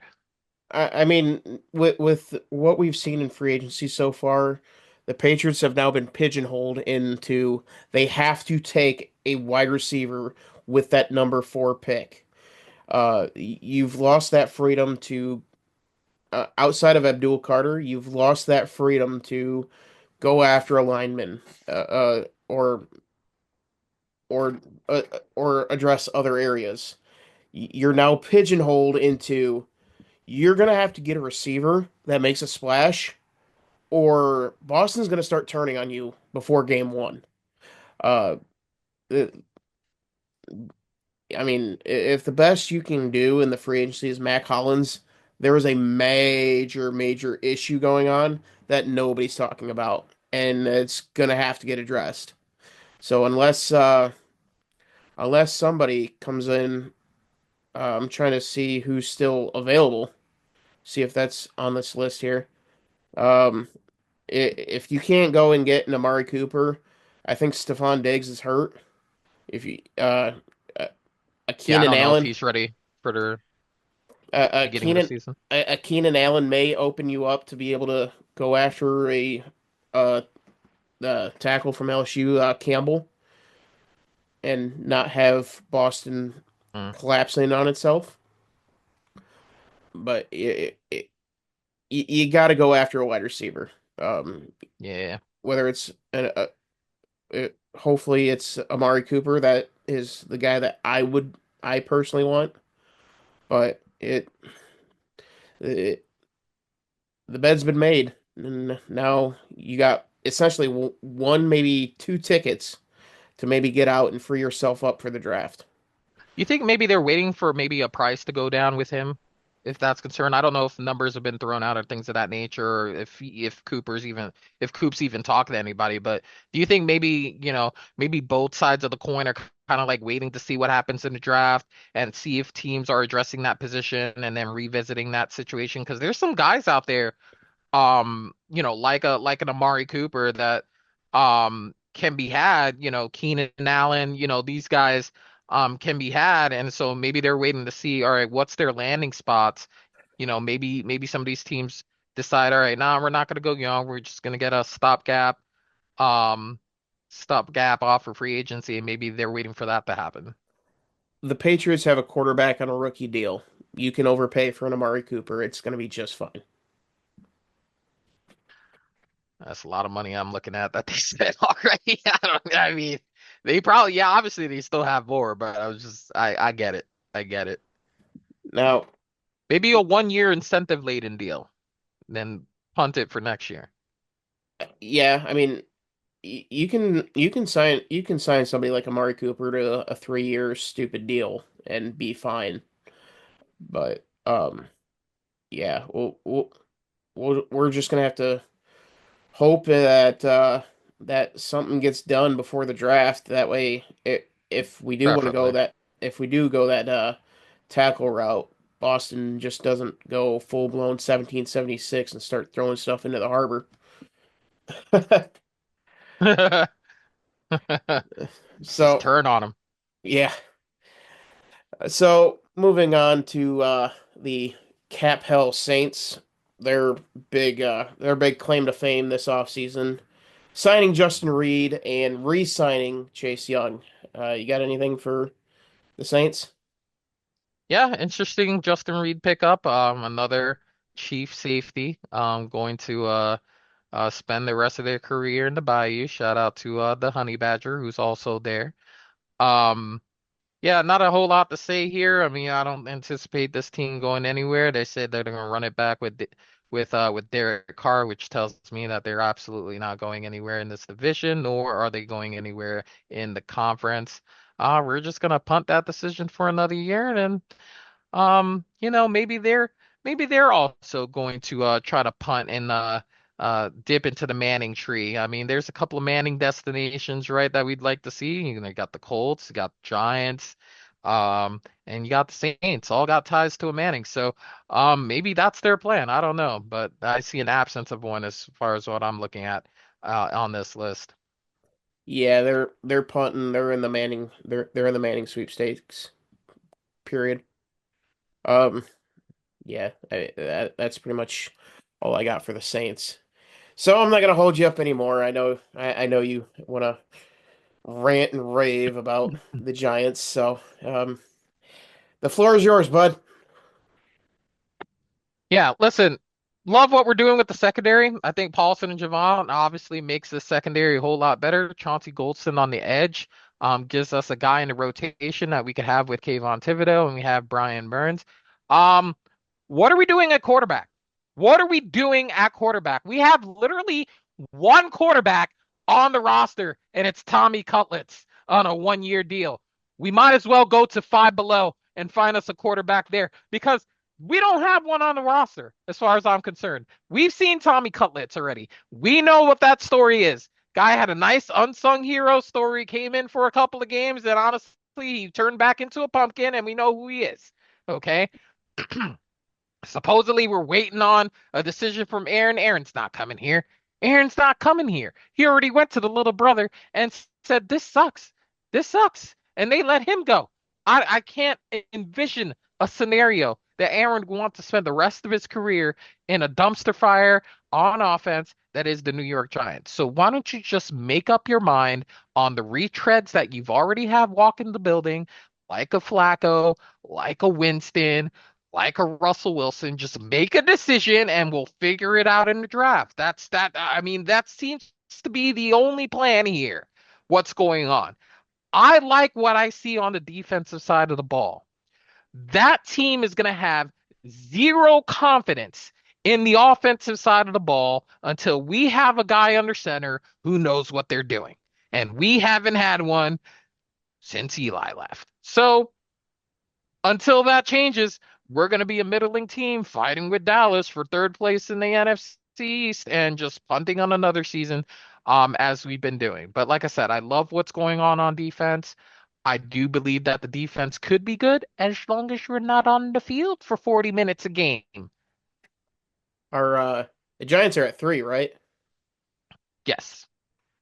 Are you think they're just hoping and praying that Cleveland and Tennessee don't pick one of the quarterbacks? Here's what I think is happening. All right.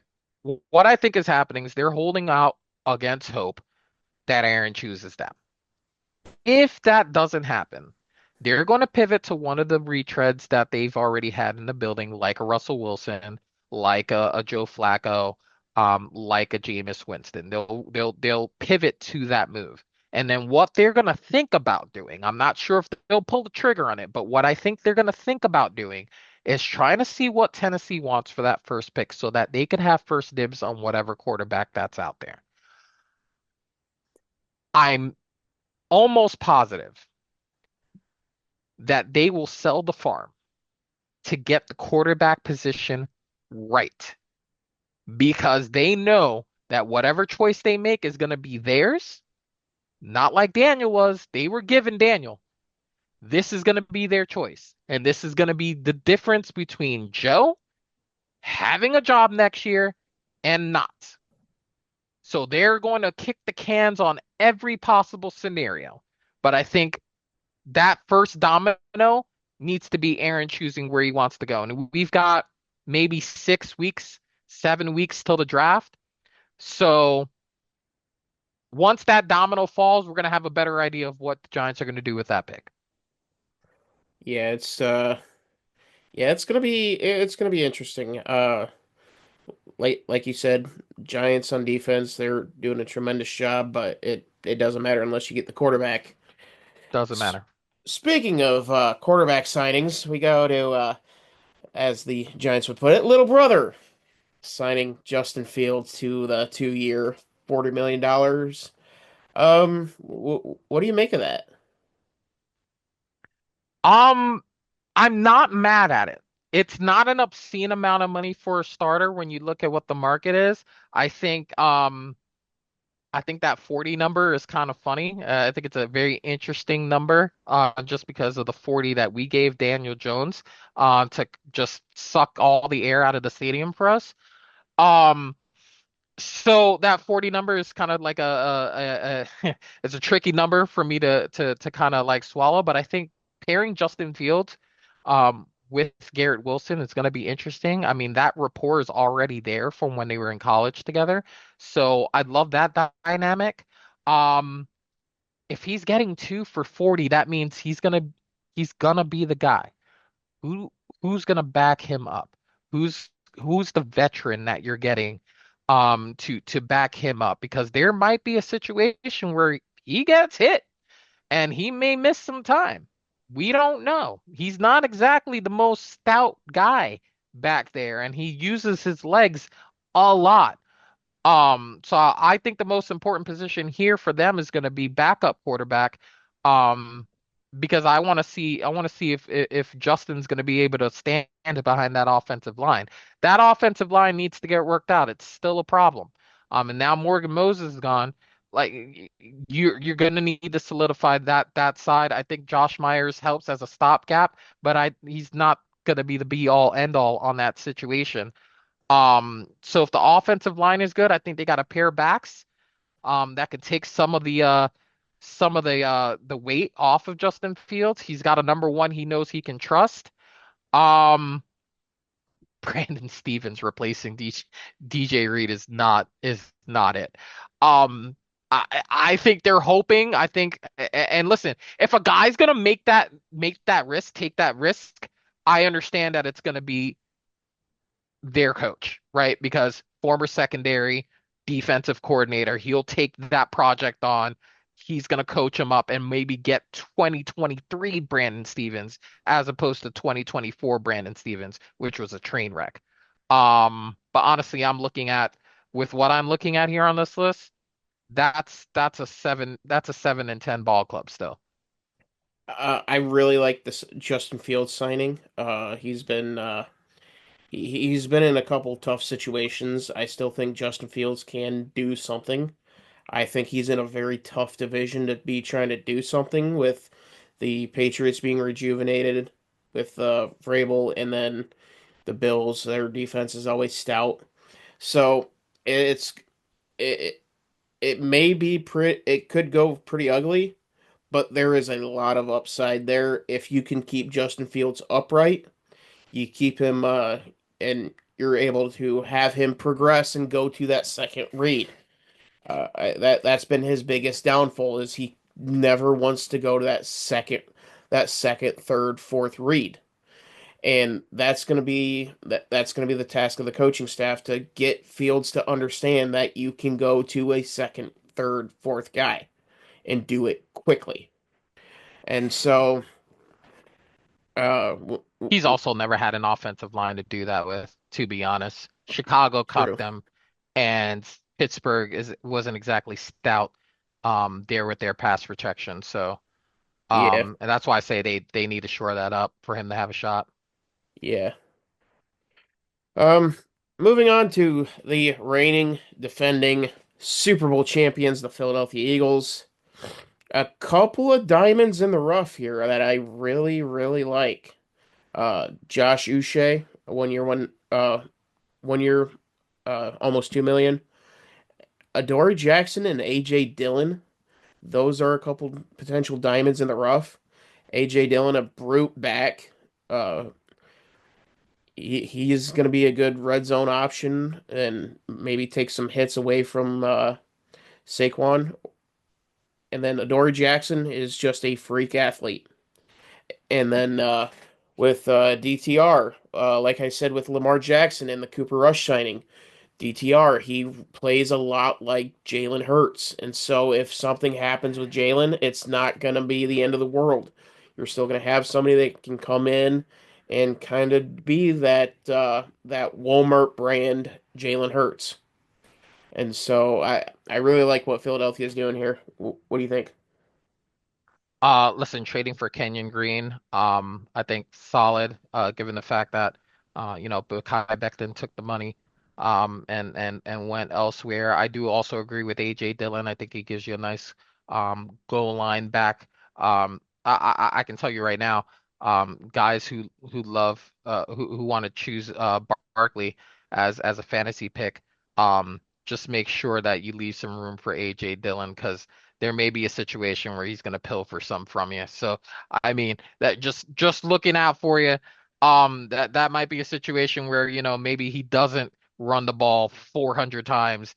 And he may not get to 2000 next year unless he's hitting on home runs again 2 years in a row. I do like that pickup. I will say this. Um, if Josh Uche becomes their next Zach Bond, Howie Roseman's a genius, dude. Like you cannot understate that in one way, shape, or form. They took guys last year and just turned them into very important pieces, knowing they only have them for a short term. They literally just fit them in this puzzle that was their team. Zach Bond, nobody was looking at Zach Bond this way last year. They thought he was a special teamer, part bit player on the defense, and they turned him into a guy that's making 3 for 51. Imagine what they can do with Josh Uche. Like, like this is him operating in the margins within what he's able to do and still rewarding the guys. What's not on this list right now is the extension that he just gave Lane Johnson at right tackle. He's rewarding the guys that got them there while operating on the margins because he knows in 6 weeks he's about to kill it again, and everyone's really gonna hate him because he's gonna have another great draft because he's done it year after year to the point where him him and Sirianni, they're just like, all right, here's where we're gonna need to work here. Let's go ahead and put this over here. They have like the kind of synergy that Brett Veach and Andy Reid have, where like, hey, we're gonna do this over here, we're gonna do this over here. Where like they're like simpatico in that they're one unit operating this thing. And that's what all these, teams in the league are chasing. They're chasing the type of one mindset, um where everybody's on the same page that the Eagles are on right now. Um you look at Slay and Bradbury not being there and you're just like, dude, they have Cooper DeJean and they have Blankenship and they're gonna be fine. You're just like, they're gonna be fine. And it's because Howie's a freaking genius. Dude. He's just a genius. There's no way to Yeah, say it. And I hate to say it because I'm a Giants fan, but here we are. yeah. I mean, it's just an embarrassment of riches that Philadelphia has. They're able to keep it within the margins and still get every ounce of talent out of their Just players, just like the Patriots did for 2 decades. Uh, I mean, good for Philly. They shored up a lot of things on a great team, and they're going to be back doing the same stuff they did last year, only better. And I believe the AJ Dillon signing is really interesting. It might be a preemptive strike for if the NFL comes in and says, "All right, no more tush push. That's done." That might be a preemptive strike for that. That's interesting. Then I can't see them taking that play away. I feel like just a quick side note before we get to the Steelers here. I heard Mark Schlereth say on a I think on a podcast or something on the other on why he doesn't like the tush push, and it's because of the rule that they have in special teams where you can't just ram into the center or like they have the rule against the defense for essentially doing the same thing as the tush push does on offense. And he's like, well, if they can do this, it's essentially the same thing for the other team. Why is it illegal for us and legal for them? So I you just think thought that was interesting. you think the NFL goes the other way then? Lets the defense kind of do their own Nah, version? I don't think so. It's quarterback sneak. Like, it's Yeah. quarterback sneak. It's been in the league since infancy. Like, Yeah, I mean I just thought it was an interesting argument. yeah, I mean it's gonna be how you police it. If it were to come down like I don't know. I don't know how you'd police it. That's the biggest thing. But yeah, moving over to the other team in Pennsylvania. We got the Steelers signing signing Slay, Rudolph, and Scotty Miller. And then the headliner, DK Metcalf. They got him and signed him to $150 million over the next 5 years. What do you think about the Steel City? Yeah, I mean, a lot of this doesn't matter until we know who's quarterbacking the team. Um, obviously at this point with Fields moving on, they're in the Aaron sweepstakes. If the Aaron sweepstakes doesn't work, um, Russell Wilson is plan B. And honestly, absent the Giants making a run at Wilson ahead of time, just taking themselves out of the Aaron Rodgers sweepstakes, I don't think they do anything until they find out what Aaron's doing. So we're largely going to sit here and wait for that to happen. If you're a Steelers fan, the rest of this, you look at it operating again within the margins. Darius Slay is a high upside deal, gives you a guy. Is he locked down like he was, like say Detroit days? Maybe not as fast. But he's definitely better than what they had out there. You put him opposite Joey Porter Jr., they could be a problem. Um, but honestly, they're where they get to, where their upper echelon is largely going to determine who's quarterbacking the team. One thing that I do like is this Kenneth Gainwell pickup, considering that they just lost, um, they just let Najee Harris walk in free agency. Saquon speaks very highly of Kenneth Gainwell, and you could take that with a grain of salt because he's typically nice to just about anyone. But he says that Kenneth Gainwell is a starter level player. So we'll see what the cocktail of Gainwell and Warren's cooking up next year. But yeah, we're all waiting on the quarterback. That's what we're waiting on in Pittsburgh if you're a Pittsburgh Steelers fan. Yeah, I mean it's all going to come down to Aaron Rodgers, and this is the best obvious spot that Aaron could go to be able to rejuvenize his career. Mike Tomlin, he's very good at dealing with outspoken players, we'll put it. And this the move with DK, the move with Scotty, that could be a preemptive move to try to entice Aaron to come on into Pittsburgh because Pittsburgh, ever since Big Ben started going downhill, they've been one quarterback away from being relevant. And here we are. So from from the Steel City to the 49ers, a lot of just a lot of holding patterns here with San Francisco. A couple small pieces here, a couple there. Uh, what do you think? San Francisco is largely making more noise for for the people that are no longer on the team, than the people they've picked up in free agency. It's been a massive mass exodus, as far as that team's concerned. I find it very, very interesting that a guy like Jordan Mason's been traded, um, when you've had health issues, with McCaffrey. I think that's very interesting to me. Yeah, they re-signed Patrick Taylor. Um, or they signed Patrick Taylor. But I find that interesting, given what Mason gave them, while he was hurt. So, That's just interesting to me. Mac Jones is an interesting pickup at 2 years and 7 million. That was a guy that ironically, that was the guy that was rumored to be who the 49ers were trading up to the third pick in the draft of that year to draft was Mac Jones. And then lo and behold, card goes in and it's Trey Lance.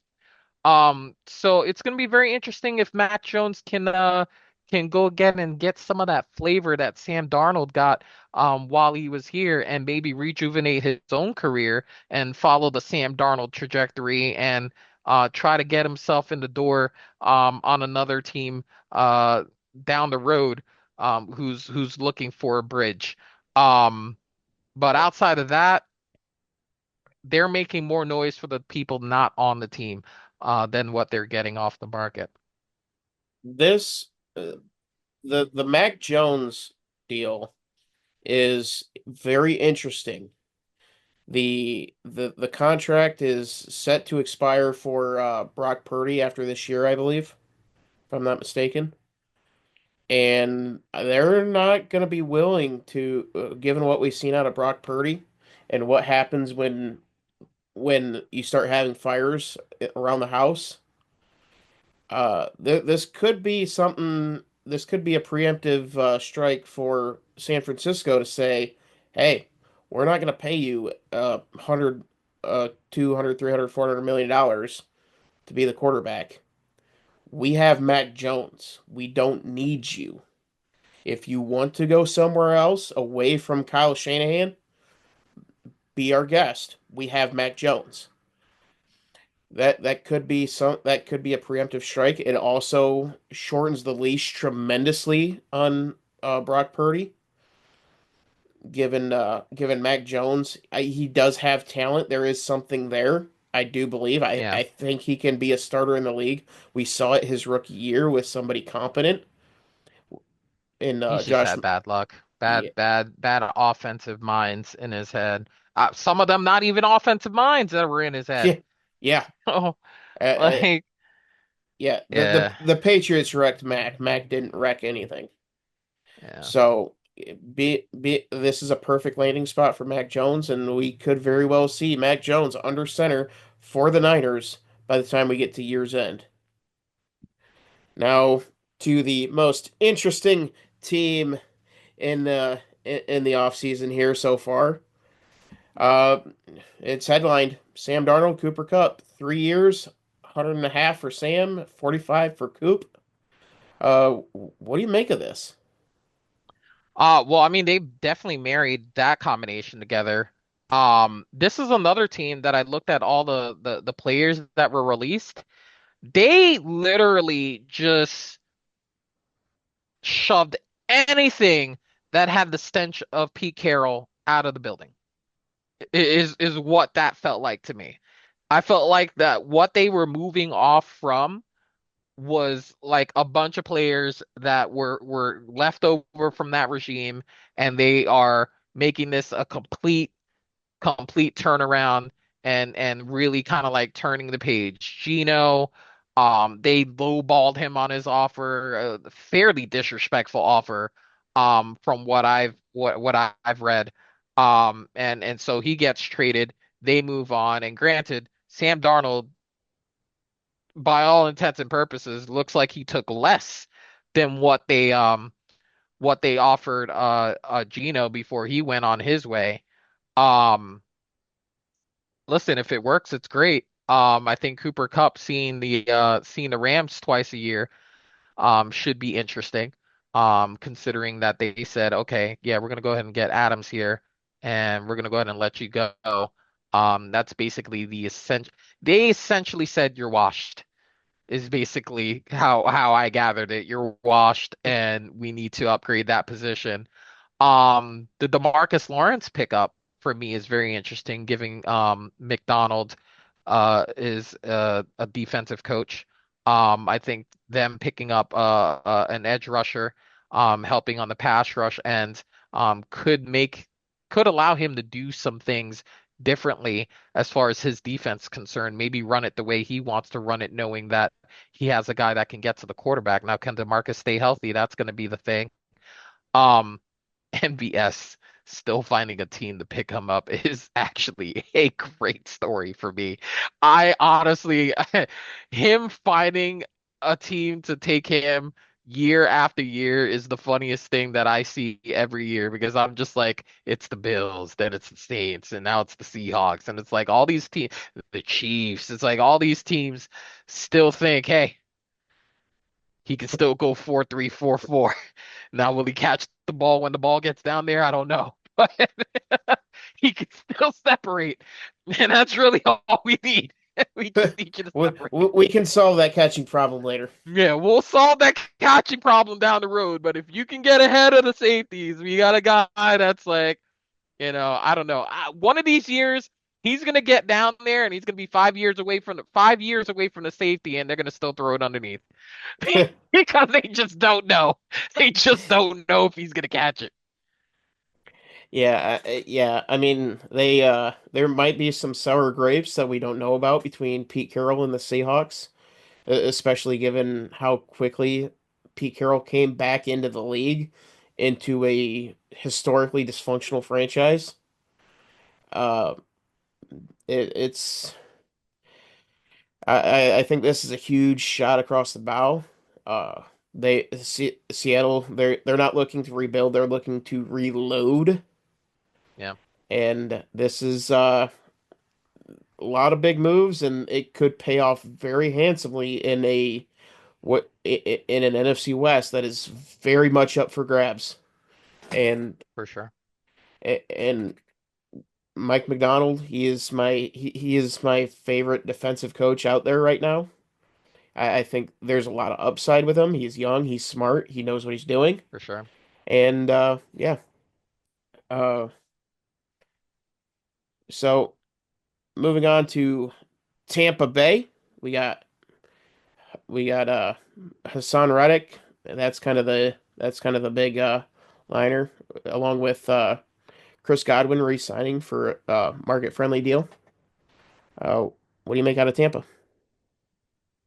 Yeah, I mean, I think the Chris Godwin deal is the one that sticks out for me. 3 years at 66 million, and supposedly he took less. Who did he take less? Who could he have taken more with? Suspicions are the Patriots might have been that team that were gonna be willing to pay the market value, or over the market value, to bring him aboard. And unsure. Um, but I mean, when you've got a great thing, why not just stick with them, right? So, um, yeah, great for him. Hope he's healthy. Because him and Mike Evans have been a tandem for years, and it's been successful for them. The Hassan Reddick thing is very interesting. For the simple fact that it's a 1 year, 14 million when he cried and moaned over the 1 year, that he was given elsewhere. And then it's just funny to me that he had to again settle for 1 year, 14 million. It's amazing what happens when you get an agent that's like, hey, listen, this is the reality of the situation. This is what we're looking at. Shout out to Drew getting him in on board with like, hey, you need to reestablish your value before you can even think about trying to get a multi-year deal. We need to know that you can play at a high level before anyone's going to commit more than that. So, um, uh, good agent, honestly. This team honestly is in a very gettable division. There's no one out there that stands out. Atlanta doesn't stand out because of the question marks at the quarterback position. We don't know who Michael Penix is going to be quite yet. He only dipped his toe in the water last year towards the end of the season. We'll see what happens when he has a whole off season to operate and be the one going into training camp. They have a very solid shot at again being 10-7, winning the division, and losing in the first round of the playoffs. Yeah, yeah. I mean, you also have to throw in with the fact that Hassan Reddick was on the Jets, so there's that. Nobody wants to willingly play for the Jets. That's Yeah. fair. But yeah, I mean, it's big win for the Bucks to bring back Godwin.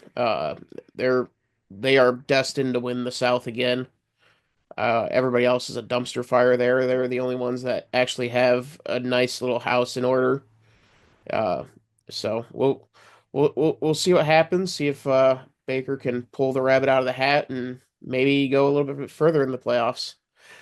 And then the number one overall pick in the draft, Tennessee. I see a whole lot of trenches being signed, movements being made. Uh, got anything for the Titans? Yeah. Largely it's not going to matter until we find out who's quarterback in the team. But I mean they should be pretty well protected in Zeitler, Dan Moore, I think are solid pickups. I really liked Van Jefferson when he was on the Rams. He showed some promise. Since then, the Steelers hasn't really, you know, clearly you can see with the up to 2.5 million, it's an incentive laden contract. I don't think you're going to get anything more than three wide receiver three production. Um, if we're doing things like that, I mean, I don't know when the whole Treylon Burks has been on life support since like the second year in the league. Um, Honestly, he hasn't been able to stay healthy and hasn't produced to the level that he needs to. So I feel like that's like an insurance pick for them. But none of this stuff matters for the Titans until they know who's going to be quarterback in the team. And I don't think you can sell that to that locker room and rerunning it back with Will Levis without them doing kind of like what Indy's doing with with AR and getting some competition in that room. So if you're going to go the route where you're going to bypass that and maybe get an Abdul Carter or, trade that pick and take the best possible player at wherever you trade down to, you better have a guy that's going to be under center that actually commands that, oh, hey, we might actually do a little something. Because the South, with what's going on with the Texans, with the regression that they took, and with the question marks at quarterback with Indy, could be gettable. Could be gettable. Uh, I, it just seems like they're. I mean, they did it. The offensive line is slowly coming back together. A couple really good pickups here. Uh, really setting the stage for whoever they draft to at least have a chance to be successful. A lot better situation than a lot of first round picks in the past, number one overall picks in the past. Yeah. So I kind of want to put you on the spot here. You're the GM of the Titans. Who you taking number one? If I'm if I'm keeping the pick at If you're number one, you're keeping the I'm pick. taking the quarterback. Well, yeah, which one? I'm taking Cam Ward. Yeah, I'm taking Cam Ward. yeah, I that's think he's the most. I think he's played so much football that I think he's the more like I think him and Sanders should be the most pro ready. Um, because Dion's running. He's running a pro program. Like he's running it like the NFL. He's got NFL people on his staff. Like I think they should be the most pro ready. If you're gonna take if out of those that you're taking that high. I think anyone else is a project. Um, and I think with Cam Ward, you have a guy who's going to get the ball downfield. And listen, the product on the field will just look better. It will just look better. You want to know what the Titans saw on the field? You saw a guy who spiked the ball into the ground on accident. Like, yeah, it was on accident, but I mean, it looked so dumb. It almost looked like it was on purpose. Like these are the highlights that you've been looking at for the last couple of years with um Will Levis. with Will Levis. Um Callahan does not want to go down on the Will Levis ship. He didn't choose him. He's in the same boat as the Giants are right now. As far as that hierarchy, we did not choose the quarterback that's in this house right now. And they have until they choose the quarterback that's in this house before they no longer be there. Yeah. I mean, the Titans are just in a the with these moves, they're still another year or two away. But getting a Cam Ward with that number one pick is definitely a big step forward. And maybe getting a real quarterback like Cam Ward may rejuvenize Traylon Burks and actually get some production out of him. But time will tell with that one. And then last but not least, the commies. The commies, the feel good story of the year last year in the playoffs. Uh, a lot of re-signings, a lot of couple signings, couple couple big pieces coming in via the trade. Uh, what do you make of it all? Man, there's not a whole lot I don't love with what they did, right? So they were half operating within the margins, but half Going for rewarding who they broke. have. Yeah, right? Like it was like they were in both situations at the same time. You look at everybody that re-signs. Bobby Wagner up to 9-5. Okay. Um, like they thought this was a guy that was going to be like a caretaker to someone else that would stand out for them, right? But he was so good still at this age that they decided to run it back. They were so close, right? Like, why not run it back? Let's just run it back. Um, you look at the 1 year deals that they've signed here. Um, Jonathan Jones, Dietrich Wise, Jacob Martin, Eddie Goldman. These are guys that you literally you look at them and they're like, okay, we'll plug them here, we'll plug them here. They have the type of team they did so well last year. They have the type of team where they're just literally filling in blanks. They're just filling in blanks wherever they see and making those decisions based on that. Jonathan Jones can't be any worse than who they had at corner last year, right? They literally traded for Lattimore for the simple fact that they were so atrocious with St. Juice, so atrocious with who they had at corner. You're plugging holes. Jonathan Jones, boom, plugs a hole. Eddie Goldman plugs a hole. Jonathan Allen just got released. We're putting him right there. Boom. Javon Kinlaw, 3 years, 45 million, the highest commitment that they made. Um, I love what they did. And they're still paying a rookie quarterback. And then on top of that, if that wasn't enough, they got themselves a left tackle to protect said quarterback. And they have Debo Samuel, who even if they get 80% of what he was at his height, with the 49ers, it's better than what they had on the other side of Terry. So I think, and then he's able going to be working in the backfield, maybe give them some looks at running back. I love what they did. Um, I think a lot of is going to be dependent on what Daniels does from year one to year two, because we saw how difficult a season CJ Stroud had last year, and that was literally kind of like what Washington was hoping happened with their quarterback. They were hoping to even get a measure of what CJ Stroud did on his first season and exceeded expectations, got one game better than what CJ Stroud did with his first season. What they need to do now is how do we avoid the sophomore slump? We protect our quarterback. They picked up a tackle, picked up a guard, traded for another tackle, the best tackle in the game, supposedly, in Laramie Tunsil. Okay, what else do we do? Keep the guys that have kept the locker room on point, guys like Bobby Wagner, even Marcus Mariota, a guy who's been bounced around league to league. He knows what it's like to be cut from a team and play under expectations and then be able to reestablish yourself. That's a solid vet in my opinion. And I think I just love what they're doing. I don't see any reason they don't challenge the Eagles for the NFC East next season.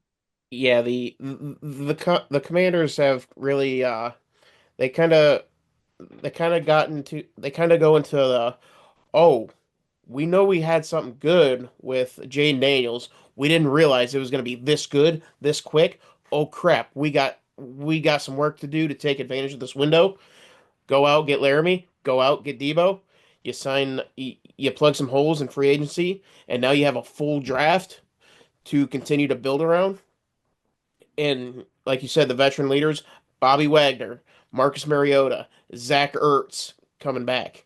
Uh, big key pickups, not just for on-field production, but to make sure the locker room stays in line with what is really a young team and someone who could, Exactly.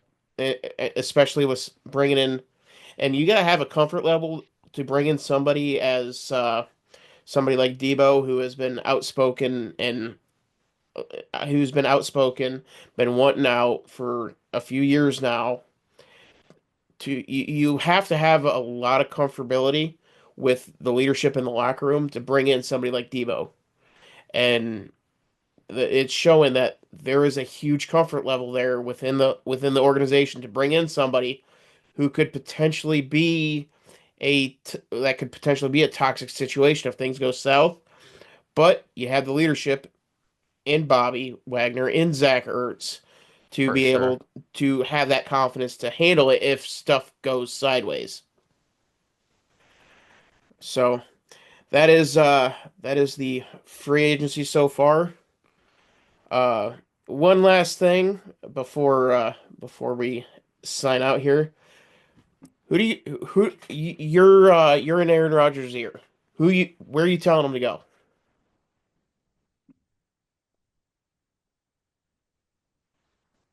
I need an answer from Minnesota. Minnesota is the best situation for Aaron Rodgers. Now, do they pull the trigger on that? Is going to be completely. It has to do with it has to do with KOC's comfort level with what he thinks JJ McCarthy can be. If he's comfortable with going through the growing pains of having an essentially a rookie quarterback, because I mean he didn't play last year, so we'll just call him a rookie quarterback. So I don't know how much time he spent there when he was out for the year, right? How much does he believe in JJ McCarthy while also realizing that they went 14-3 with the roster that they had last year? That's if I'm Aaron, I'm willing to wait for that answer.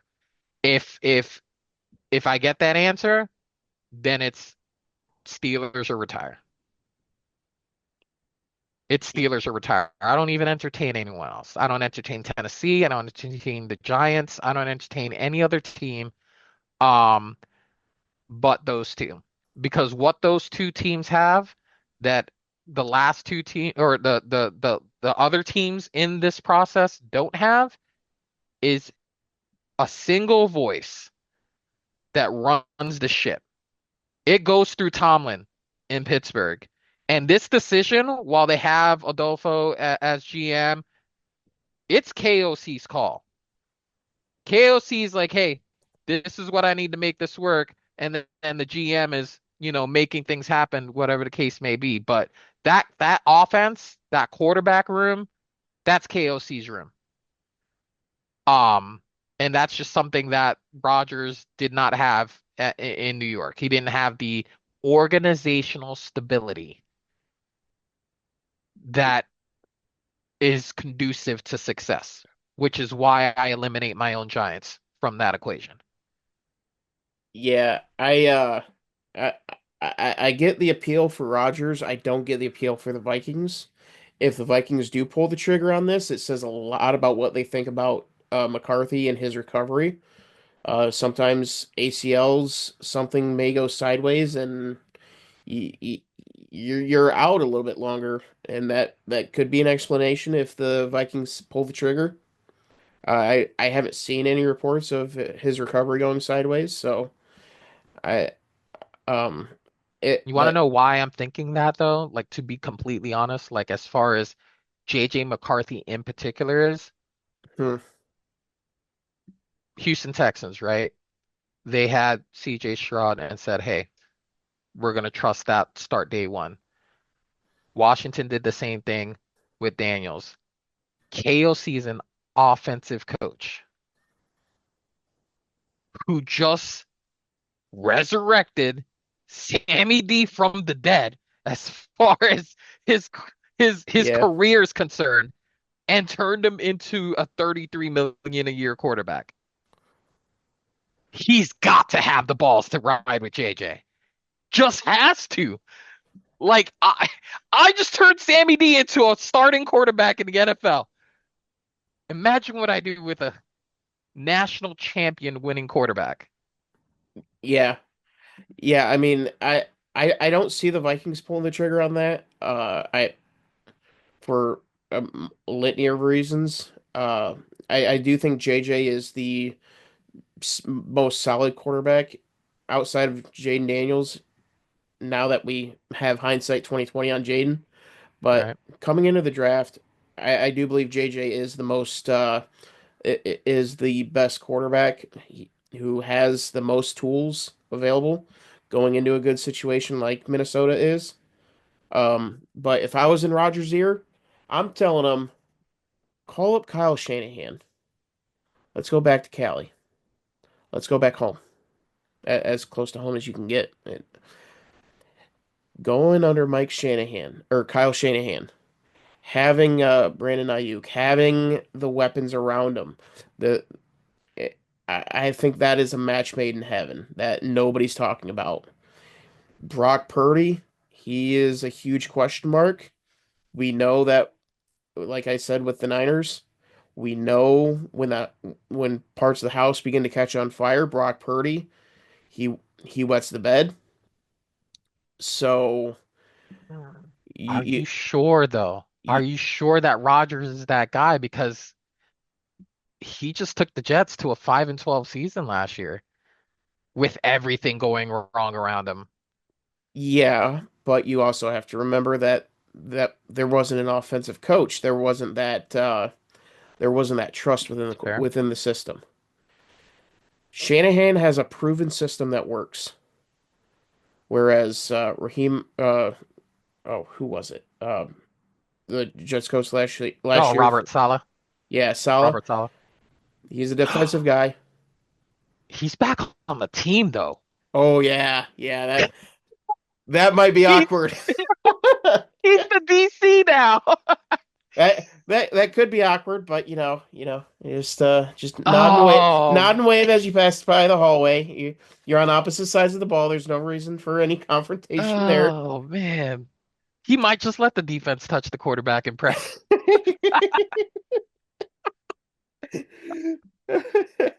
Uh, hey, where's But my red jersey, coach? Just wear the regular one. Just wear the regular one. It'll be fine. Tell the It- boys to pull up. it's all right. They know who you are. Yeah, they know who you are. But yeah, I mean, I like it though. Like it makes sense but because they have again they fulfill that organizational stability that the other two options that I provided have. So they make but sense. but Steelers would be my second call. Would be the second team that I'd tell Rodgers to go to. But all right, well, we got it all covered. Um, so tell them where to find you, Joe. Yeah, you can find me at Java Joe Sports on the X. Link to my writing portfolio is on there as well. Looking forward to, what happens in the draft. Everything's all geared towards draft now with with this first round of free agency done. I'm looking forward to see what holes get filled during the draft to see, that second round. Because that second round of free agency happens after teams plug in some holes through the draft. So I'm very excited about that, man. Um and then, maybe sometime between now and then, Aaron Rodgers has it figured out. Maybe, just maybe. Not likely. Has he gone on his dark out retreat yet? No, no, no, but he's been seen on the beach. That's a thing that happens. And so he's definitely doing his thing. He's definitely doing his thing, taking his sweet time. And yeah, yeah, maybe we find some answers. I definitely got to think before April we find out what's going on there. Yeah, yeah, without a doubt. So, all right, as you all know, I'm Patriot Dylan. You can, if you haven't already, make sure to like the video, subscribe to the channel if you're on YouTube, like and follow if you're on Rumble, like, retweet, follow on X, and if you're listening via podcast, make sure to leave a 5-star review, follow the podcast as well, so you don't miss an episode. And until the next time, we'll see you.